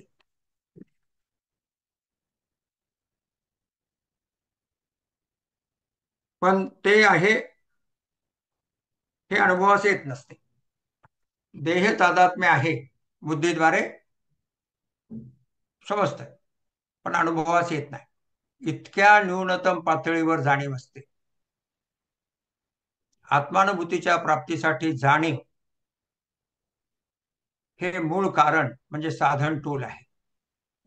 स्वरूप स्थिती प्राप्त होण्यापूर्वी जाणीवेची पातळी जी न्यूनतम असते ती कशी असते? उदाहरणार्थ, डोके जेव्हा दुखते फक्त तेव्हाच ते असल्याचे कळत असते. अन्यथा डोके आहे ही संवेदना अप्राप्त असते. साधनेच्या प्रगत अवस्थेत शरीरात प्राणशक्तीची संवेदना काही भागात तीही अधूनमधून प्राप्त होत असते. त्या तुलनेत जीवनमुक्तावस्थेत अस्तित्वाची जाणीव, शरीरातील चैतन्याची जाणीव ही शरीरभर व ओसंडून जाणारी असते. हे अतर्क्य वाटणे स्वाभाविक आहे, पण शरीरात मावत नाही हा अनुभव जीवनमुक्तावस्थेत टळटळीतपणे येत असतो, हे पक्के लक्षात ठेवावे. तर आपण आत्म्याला सगळ्यात चांगलं स्वरूप सांगणारं विशेषण कोणतं? आत्मा स्वसंवेद्य आहे. तसं हे दुसरं विशेषण कोणतं? आत्मा स्वयंप्रकाश आहे. आणि त्याचा अनुभव कसा येतो? मी माझ्यामध्ये मावत नाही, अशा पद्धतीने हा अनुभव येत असतो. स्वयंप्रकाश, आत्मा स्वयंप्रकाश आहे हा अनुभव अशा रीतीने येत असतो. तर स्वतःमध्ये आपण मावत नाही अशी भूमिका धारण करून जो अनुभव येतो त्या अनुभवाकडे साक्षीभावाने पाहत राहा. अपेक्षा करायची नाही, पण व्हिजन पाहिजे. काय असतो तो अनुभव हे निसंदिग्धपणे सुरुवातीस माहीत तरी पाहिजे. मग तो प्रत्यक्षात येण्याची शक्यता खूप वाढते. तर असा आहे हा समतेचा अनुभव. आपण श्लोक 32 वाचला, त्याचा अर्थ परत एकदा वाचू. हे अर्जुना, जो योगी आपल्याप्रमाणे आपल्या शरीरातील विविध अवयवांना ज्या समभावाने पाहतो त्याप्रमाणे सर्वत्र सर्व प्राणीमात्रांना समभावाने पाहतो, त्याच पद्धतीने सुख व दुःखासे पाहतो. आपल्या बाहेरील सर्व प्राणीमात्रांना ज्या समभावाने पाहतो तसे स्वतःच प्राप्त असलेल्या सुख व दुःखाशीही तो त्याच समभावाने पाहतो. असा योगी अत्यंत श्रेष्ठ मानला गेला आहे. आता ह्यावरील काही ओव्या आपण वाचणार आहोत. ध्यानात ऐका तुम्ही. म्हणून असो ते विशेषे आपण पेयासारखे जो चराचर देखे अखंडित. त्याचे विशेष वर्णन असो, आतापर्यंत जे आपण केलं ते पुरे. आता योगी स्वतःला शरीर रूपाने न पाहता आत्मरूपाने पाहतो. तो चराचरालाही आपल्यासारखेच अखंडितपणे पाहतो. किंवा दुसरा अर्थ, तो योगी आपल्या शरीरातील विविध अवयवांना ज्या अखंडतेने पाहतो त्याच अखंडत्वाने तो चराचराकडेही पाहतो. सुख दुःखादी वर्मे का शुभाशुभे कर्मे दोन्ही ऐसे मनोधर्मे नेणेची जो. साक्षीभाव ध्यानाभ्यासादी समतेच्या साधनेमुळे आवेगाचा तो अनुभव आता लयास गेला आहे. अभ्यासाच्या साधनेच्या परिपक्वतेमुळे आवेगाद्वारे द्वंद्व प्रतीतीस येणारा त्याचा मनोधर्म पूर्वी होता तो आता जाणत नाही. आवेगाद्वारे द्वंद्व प्रतीतीस येणे हा धर्म आता त्याचे मन जाणत नाही. हे समविषम भाव आणि काही विचित्र जे सर्व ते मानी जैसे अवयव आपुले हाती. पूर्वीची समविषम भावाची प्रतीती आणखीही बरेच जे आधी विचित्र वाटायचे पटायचे नाही, मन अशांत व्हावयाचे, त्या सर्वाकडे आता आपल्या शरीरातील विविध अवयवाकडे ज्या समबुद्धीने, समभावाने, समतेने, साम्याने, उदाहरणार्थ विविधतेत एकता इत्यादी जसे पाहिले जाते त्याच दृष्टीने पूर्वीच्या द्वंद्वाकडे पाहिले जाते. पूर्वी जो तुलना करून सुख दुःख, चांगले वाईट, न्याय अन्याय असा शिक्का मारण्याचा, लेबलिंग, ब्रँडिंग जो स्वभाव होता तो संपलेला असतो. हे एक एक काय सांगावे, जया त्रैलोक्याची आघवे, मी ऐसे स्वभावे, बोधा आले. बोधा म्हणजे प्रतीतीस आले. हे एक एक काय सांगावे, ज्यात सर्व त्रैलोक्य मीच आहे असा बोध म्हणजे ज्ञानानुभव, अनुभवास आलेले ज्ञान प्राप्त झाला आहे. बोधाचा अर्थ ज्ञान नाही, तर अनुभवास आलेले ज्ञान, ज्ञानानुभूती. तयाही देह एकू की राधी, लौकिकी सुखदुःखी तया ते म्हणती, परी आम्हा ते ऐसी प्रतीती परब्रह्मची हा.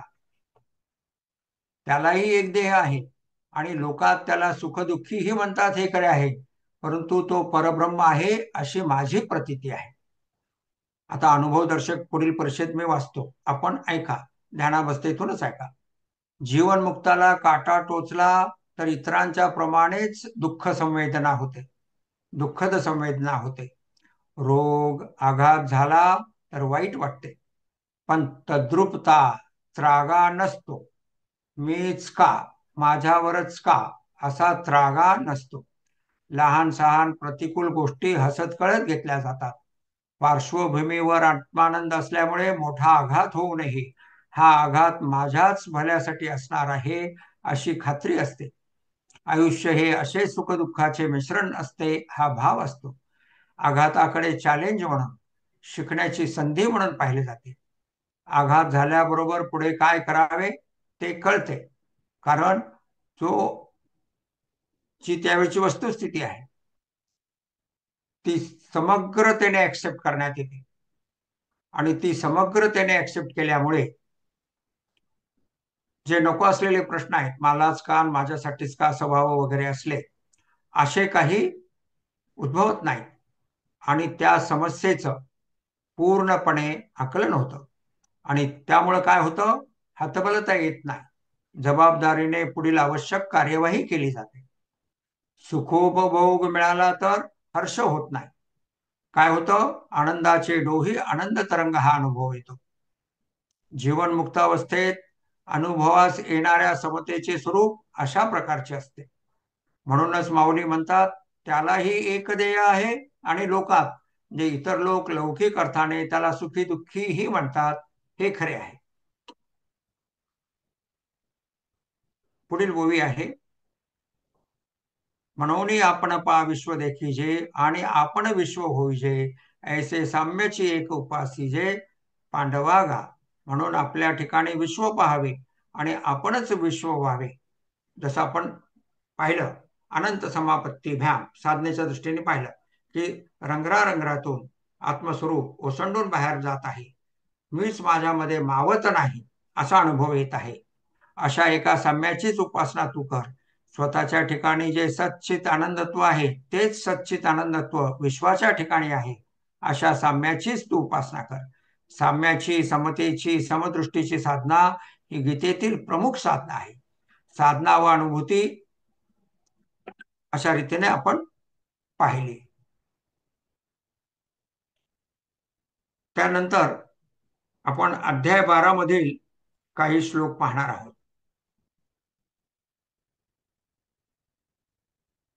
हळूहळू आपण डोळे उघडा आणि आता आपण एकत्रितपणे जे काही श्लोक आहेत अध्याय 12 मधील एकंदर 4 श्लोकामध्ये समता ही साधना सांगितलेली आहे, त्याचा विचार आज आपण करू. म्हणजे मग समता संपूर्ण गीते ज्ञानेश्वरी मध्ये जी सांगितलेली आहे ती आपल्याला सलगपणे एकत्रितपणे समजेल, आकलन होईल, तिचं महत्वही कळेल. पण फक्त महत्व कळलं म्हणून थांबू नका, त्याचा अभ्यास करा, त्याप्रमाणे ती साधना करा, समतेमध्ये राहा. हीच समतेची साधना आहे. तर अध्याय 12 श्लोक 4 पृष्ठ 596, पृष्ठ 596, अध्याय 12 श्लोक 4 पदच्छेद. संयम्य इंद्रिय ग्रामम संयम्य इंद्रिय ग्राम्यम सर्वत्र समबुद्धयः ते प्राप्नुवन्ति मामेव सर्वभूतहिते रताः.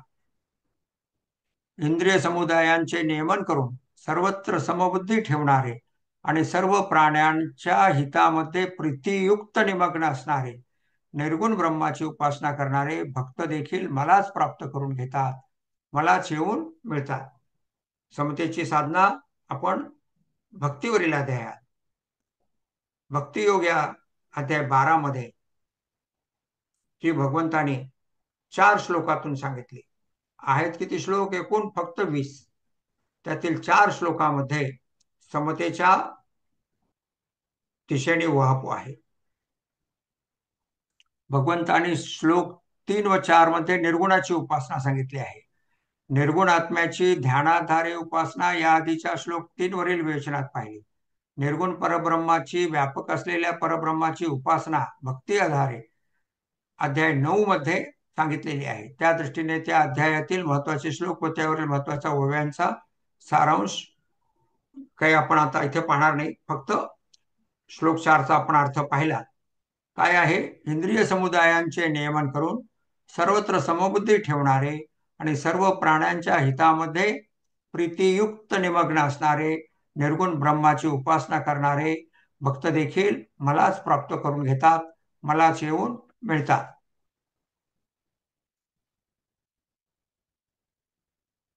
ओवी 57 आपण पाहणार आहोत. पृष्ठ 606 वर आहे. ओवी 57 समते संबंधाने असलेली. ऐसे जे समबुद्धी, समतायुक्त बुद्धी, ऐसे जे समबुद्धी गिळावया सोहम सिद्धी अंगविताती निरवधी योग दुर्गे. सोहम साधनेची प्रतीती सांगितलेली आहे. ओवी 40 प्रमाणे सुरू केलेली सोहम साधना अजपाजप श्वासानुसंधान सिद्धीच गेल्यामुळे द्वैत संपून द्वैत प्राप्ती समबुद्धी समता अखंडतेने अंगी बांधल्यामुळे आत्मानुभूतीचा किल्ला त्याने सर केलेला असतो. सोहम साधना सिद्धीच गेल्यामुळे सोहम भाव सहजतेने सतत उपलब्ध असतो व त्यामुळे आत्मानुभूतीमध्ये सहजतेने राहणे साध्य झालेले असते. आता आपण श्लोक 13 पाहूया, जो पृष्ठ 646 वर आहे. प्रसिद्ध श्लोक आहे. अद्वेष्टा सर्वभूतानां मैत्र करुण एवच निर्ममो निरहंकार समदुःख सुख क्षमी. जो सर्व भूताविषयी चराचर सृष्टीविषयी द्वेषभाव रहित सर्वांशी मित्रत्व असलेला निस्वार्थी प्रेम असलेला हितकर्ता करुणावंत सर्व जीवांच्या दुःखाविषयी दयाळू ममत्व रहित व अहंकार रहित. ममत्व रहित म्हणजे मी व माझेपणा रहित. ममत्व म्हणजे आईची मुलावर ममता असते ते नाहीये. हे ममत्व रहित म्हणजे देह अहंकार रहित, मी व माझे रहित, ममत्व रहित व अहंकार रहित, मी माझेपणा रहित, आसक्ती रहित, देहांकार कर्तृत्व अहंकार रहित, सुख दुःख प्राप्तीमध्ये समता म्हणजे आवेग रहितता आणि क्षमावान, अपराध्यास शासन व्हावे असे न वाटता इतरांनी केलेल्या अपराधाबद्दल सहनशीलता असणार आहे, तो माझा भक्त मला प्रिय आहे, असं श्लोक 13 मध्ये सांगितले. त्यावरील काही महत्वाच्या ओव्या आपण पाहू. ओवी 144. अद्वेष्टा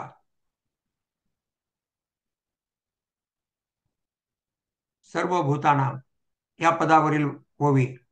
जो सर्व भूतांच्या ठाई द्वेषाते नेण्याची कही, द्वेषाला जाणतच नाही, द्वेषाते नेण्याची कही आप परू नाही चैतन्य जैसा. सर्व चराचर सृष्टीमध्ये व्यापून असलेले जे एकच चैतन्य आहे ते चैतन्य जसे एखाद्या वस्तूस किंवा जीवास हा माझा नसलेला, माझ्या विरोधातला असा आपोपर भेद अनुभवत नाही. सर्वांच्या मध्ये एकच चैतन्य आहे, पण ते काही भेद अनुभवतं का? नाही. त्यामुळे त्या व्यापक असलेल्या चैतन्यास सर्व भूतांचे ठिकाणी म्हणजे कोणत्याही जीव किंवा वस्तूबद्दल जसे थोडासाही द्वेष असल्याचे जाणणे असूच शकत नाही. तो माझा भक्त मला प्रिय आहे.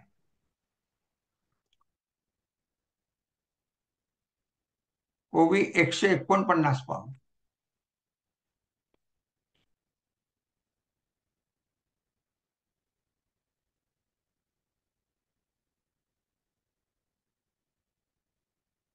आणि मी हे भाषणेने माझे काहीच न म्हणे सुखदुःख जाणणे नाही जया. देहांकार कर्तृत्वाहंकार संपलेल्या अनुभवाचे स्वरूप सांगितलेलं आहे. मी या भाषेचे स्फुरण संपलेले असते. स्वतःच्या शरीरास मी म्हणून जाणणे संपुष्टात आलेले असते. अर्थात देहांकार संपलेला असतो. आत्मानुभूतीपूर्वी कर्तृत्व अहंकाराद्वारे जे स्त्री पुत्रादी व्यक्ती द्रव्य संपत्ती कीर्ती सत्ता इत्यादी माझे म्हणून होत असते, आता ते म्हणणे संपलेले असते. अहंकार देहांकार व कर्तृत्व अहंकार संपल्यामुळे, देह तादात्म्य संपल्यामुळे आधी जी सुख दुःखाशी तद्रुप्तता तादात्म्य जाणवत होते, हे माझे सुख हे माझे दुःख असा जो अवैध वृत्ती जाणवत होता, आता स्वरूपावस्थेमुळे ते जाणणे ज्याला नाही अशी असलेली निरंकाराची परमावस्था ज्या भक्तास प्राप्त आहे, तो भगवंतास प्रिय आहे. आता ओवी आपण 150 पाहूया. साधना क्षमा व संतोषावर सांगितलेली साधना आहे. देवीची क्षमे लागी पृथ्वीसी पवाडू आगी संतोषा उत्संगी दिधले घर. ज्याच्या अंगी क्षमा करण्याची क्षमता पृथ्वीप्रमाणे व पृथ्वी तुल्य असते, संतोषाला ज्याने आपल्या मांडीवर घर करून दिलेले असते, अशी क्षमता प्राप्त करून घेणारा भक्त भगवंतास प्रिय असतो. क्षमा व संतोष याची प्राप्ती होण्याकरता जो उपाय आहे तो अध्याय 13 मध्ये सांगितलेला आहे. हा महत्वाचा भाग आहे, तो पाहूया आपण. क्षमा व संतोष यांच्या प्राप्तीसाठी संपूर्णपणे स्वीकार करणे, टोटल अनकंडिशनल ऍक्सेप्टन्स ही साधना आहे. सहन न होण्यासारखे असे जगात काही नाही, आणि मी सहन करीत आहे केलेले आहे असे स्मरण असा विचारही मनात राहत नाही. प्राप्त झालेले अनुकूल प्रतिकूल सर्व स्वतःचे स्वरूप मानून समुद्राप्रमाणे पोटात घालतो, अशी अनाक्रोश क्षमा आत्मानुभूती प्राप्त भक्ताचे लक्षण असते. संपूर्ण क्षमा करणे म्हणजे ज्याने तुमच्यावर अन्याय केला आहे अशा अपराधाला स्वतः किंवा इतराने किंवा भगवंताने दंड करावा असे कधीही मनात न येईल अशा रीतीने तो अन्याय समुद्राप्रमाणे पोटात घेणे होय.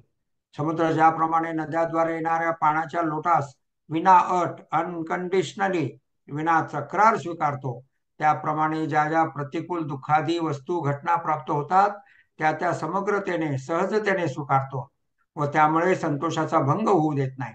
अशा रीतीने ज्याने संतोषाला मांडीवर घर करून दिलेले आहे असा भक्त भगवंतास प्रिय असतो. पृथ्वी जसे तिच्या भूपृष्ठावर होणारे भांडण तंटे युद्धे आतंकवाद पूर दुष्काळ सुनामी भूकंप अशा घटना पोटात ज्वालामुखी पृथ्वीच्या पोटात ज्वालामुखी आहे, पोटात ज्वालामुखी या सर्व प्रतिकूल घटना अपराध जशी स्वीकारते व क्षमा करते, अनाक्रोश क्षमा, त्याप्रमाणे सामोरे जाव्या लागणाऱ्या प्रतिकूल घटना व त्यामागील अपराधांना भक्त क्षमा करीत असतो. जो साधक भक्त अशा रीतीने पृथ्वी व समुद्राप्रमाणे प्रत्येक क्षण स्वीकारित असतो, moment bye moment complete acceptance, तो भक्त साहजिकच सतत संतोषाचा अनुभव घेत असतो व तो भगवंतास प्रिय असतो.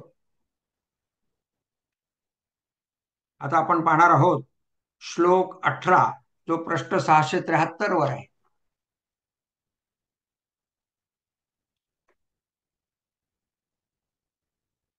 श्लोक 18 कशा कशामध्ये समता पाहायची आहे ते सांगणारा, साधना सांगणारा. सम शत्रौच मित्रे स तथा मानापमान योहो शीतोष्ण सुख दुःखेषु सम संग विवर्जित. इथे दुसरी साधना आली, संघही शब्द आलेला आहे. त्या संघ संदर्भामध्ये आपण ह्या श्लोकाचा तिथेही आपण क्रमांक दिलेला आहे. जो शत्रू व मित्र यांच्या ठिकाणी तसेच मान व अपमान या दोन्ही प्रसंगी सम आहे आणि शीत उष्णादी द्वंद्वे त्वचा तसेच इतर इंद्रिय संबंधाने असलेली द्वंद्वे सुख दुःख मनबुद्धीला पाहिजे नको असे जाणवणारा आवेग यामध्ये ज्याची वृत्ती सम आहे, अविद्येमुळे मी करता मी भोगता असा जो संबंध म्हणजे संघ धारण केला होता तो संघ ज्याचा संपलेला आहे, म्हणजे संगम त्यक्त्वा घटित झालेले आहे असा भक्त मला प्रिय आहे. सुख दुःखाशी सामोरे जाण्याची साधना आपण थोडक्यात पाहतो. आपण डिटेलमध्ये आपल्या गृहपाठात पाहू शकता. चीड येणारी घटना आघात झालेला आहे आणि तरी समोरील व्यक्ती शांत आहे अशा व्यक्ती आपणा सर्वांना आवडतात. जीवनमुक्ताला सुख हे सुख म्हणूनच कळते, दुःख हे दुःख म्हणूनच कळते. सुखामध्ये दुःख व दुःखामध्ये सुख म्हणून सुख दुःख एकसारखे आहे असे काहीतरी होणे ही विकृती आहे जी जीवनमुक्त अवस्था संभवत नाही. हा मुद्दा लक्षात घ्या. बोथट इनसेन्सिटिव्ह होऊन सुख व दुःख सारखे वाटणे हेही अभिप्रेत नाही. इनसेन्सिटिव्ह थिक स्किन्ड ज्याला म्हणण्यात येतं आणि म्हणून सुख दुःख सारखं आहे असं अपेक्षित नाही. सुख दुःखाकडे दुर्लक्ष करणे अपेक्षित नसून प्रारब्धवशात प्राप्त होत असलेल्या सुख दुःखांना सजगतेने साक्षीभावाने पाहणे अपेक्षित आहे. प्रतिकूल घटना आघात घडल्यास ही घटना माझ्या भगवंताने माझ्या हितासाठी घडविली आहे. या घटनेत सर्वांचे भविष्यातील हित आहे, नवीन शिकण्याची संधी आहे, चॅलेंज आहे. योग्य कृतीने लवकरच सुरळीत करून घेणारा भगवंत माझ्यासोबत आहे. पाहूया, बरं, ठीक आहे, इत्यादी इत्यादी अशी वृत्ती मनात येते व त्यासोबत जबाबदारी अंगावर घेऊन उचित कृती घडते व त्याचे श्रेय भगवंत असंच द्याविषयी वाटतं. अशा रीतीने दुःखाशी समता येते. सुख वाट्यास आले की भगवंतांची आठवण होते. भगवंताप्रती कृतज्ञता, भगवंतामुळे योगक्षेम सुरू असल्याचे जाणवते. आवेग येत नाही. साधारण व्यक्ती सुखाचा आवेग येतो. सुख हे माझ्या कर्तृत्वामुळे मनासारखे घडलेल्या घटनेमुळे आहे ही प्रतीती दृढ होते. हा आवेग अविद्या दृढ करतो व आत्मानुभूतीपासून दूर नेतो. जीवनमुक्त सुखातही शांत असतो. आत्म्याच्या आनंदासोबत अनुकूल घटनेचे सुख हेही आत्मानंदाचाच भाग आहे असे तो अनुभवतो. भगवंतांच्या स्मरणामुळे आत्मानुभूती ही टिकून राहते. आता आपण येथील ओवी 210 पाहूया, जी पृष्ठ 678 वर आहे. 210 अध्याय 12. जो यथालाभे संतोखे अलाभे न पारुखे पाऊसे विण न सुखे समुद्र जैसा. नदी समुद्राचा दृष्टांत. प्रारब्धवशात जे मिळते त्या लाभाने तो संतुष्ट होतो, संतोष पावतो. पाठभेद काय आहे? जेव्हा केव्हा लाभ होतो तेव्हा तो हर्षित होत नाही. लाभ जेव्हा होत नाही, आपण लाभापासून पारखे झालो ही वृत्ती मनात येत नाही. जसे समुद्र पावसापासून सुकत नाही. संतोखे अर्थात संतोषे हा पाठभेद प्रस्तुत श्लोकाशी अनुरूप आहे.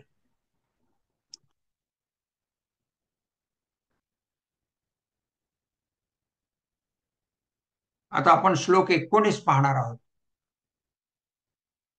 श्लोक 19 काय आहे? कोणते कोणते द्वंद्व दिलेत ते पहा. तुल्य निंदा स्तुती मौनी संतुष्टो येन केनचित अनिकेत हा स्थिरमती भक्तिमान मे प्रियो नरहा. निंदा स्तुती यांना समान मानणारा, मौनी, कोणत्याही प्रकारात मिळो किंवा न मिळो, जे मिळेल त्यात, जे घडेल त्यात कशातही संतुष्ट असतो. अनिकेत या शब्दाचा काय अर्थ आहे बघा. ह्या पदाचा अनिकेत म्हणजे राहण्याच्या ठिकाणाबद्दल ममता व आसक्ती आणि रहित, कुठेच आश्रय धरून न राहणारा, स्थिर बुद्धी, धरसोड करणारी बुद्धी नसते असा असून सुद्धा त्यासोबत भक्तिमान असणारा म्हणजे भक्ती संपन्न असलेला पुरुष मला प्रिय असतो. तर इथं विविध द्वंद्वाप्रती समता जोपासावी हा अर्थ. ओवी 207 आणि 208. जो निद्रेते नेघे स्तुती न श्लाघे आकाशा न लगे लेपू जैसा. निंदा स्तुती ह्यांना तुल्य कसं समजायचं? ज्याप्रमाणे आकाश कशानेही लिप्त होत नाही त्याप्रमाणे तो निंदेला घेत नाही, स्तुतीत धन्यता मानित नाही. सामान्यतः व्यक्ती निंदेला ज्या पद्धतीने घेते म्हणजे उद्विग्न होणे, चिडणे, रागावणे इत्यादी पद्धतीने घेत असते, तसे सिद्ध भक्त निंदा घेत नाही. निंदा ऐकल्यावर तळपायाची आग मस्तकाला जात नाही. सोपे उदाहरण, त्याने शिवी दिली मी घेतले नाही. त्याने शिवी दिली मी घेतले नाही म्हणजे निंदा. जसं आपले लाडके पंतप्रधान म्हणतात ना, मला लोक जे शिव्या देतात तेच माझं खाद्य आहे, तशा पद्धतीने त्याने शिवी दिली मी घेतली नाही. त्यातून जो यथायोग्य आहे, निंदकाचे घर असावे शेजारी असं आपण म्हणतो ना, त्याचा अशा पद्धतीने वापर करून घ्यायचा, पॉझिटिव्हली वापर करून घ्यायचा. त्यानंतर पुढची ओवी, तैसे निंदे आणि स्तुती मानू करुणी एके पाती विचरे प्राणवृत्ती जणीवणी. त्याप्रमाणे निंदा आणि स्तुती आणि तो एकाच पंक्तीतील मानतो. जसे योगी हा लोकात फिरो किंवा वनात फिरो, त्याला शरीरातील प्राणशक्तीचा संचार हा संवेदनेद्वारे सारखाच असल्याचे कळत असते. वनात किंवा लोकात फिरताना प्राणशक्तीतील संवेदना बदल होत नाही, संवेदनेत बदल होत नाही. तसे निंदा व स्तुती दोन्ही ऐकल्यावर संवेदनेत बदल होत.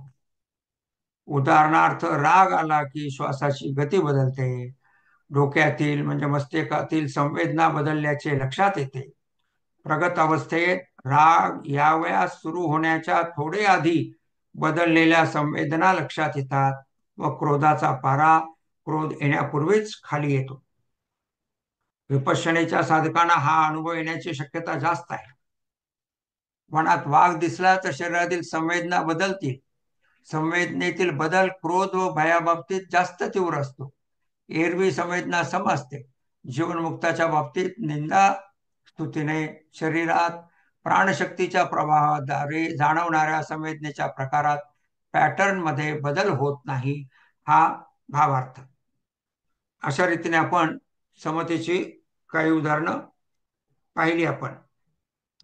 तर गीतेमध्ये आणि अर्थात ज्ञानेश्वरीमध्ये समतेची साधना, समतेचा अनुभव, समतेचे सिद्धांत कुठे कुठे आलेले आहेत, कशी स्पष्टता करून दिलेली आहे गीतेमध्ये आणि ज्ञानेश्वरीमध्ये, ते आपण सलगपणे समते संबंधाने, समता दृष्टी संबंधाने, साम्य रसा संबंधाने असलेल्या ओव्यांचं, श्लोकांचं चिंतन केलं आणि त्याद्वारे बुद्धीमध्ये समत्वम योग उच्यते हा सिद्धांत स्थिर केला. त्याप्रमाणे आचरण करण्याचं ठरवलं आणि अनंत समापत्ती व्या, आपलं स्वरूप सर्वत्र पसरत आहे अशी साम्याची दृष्टी.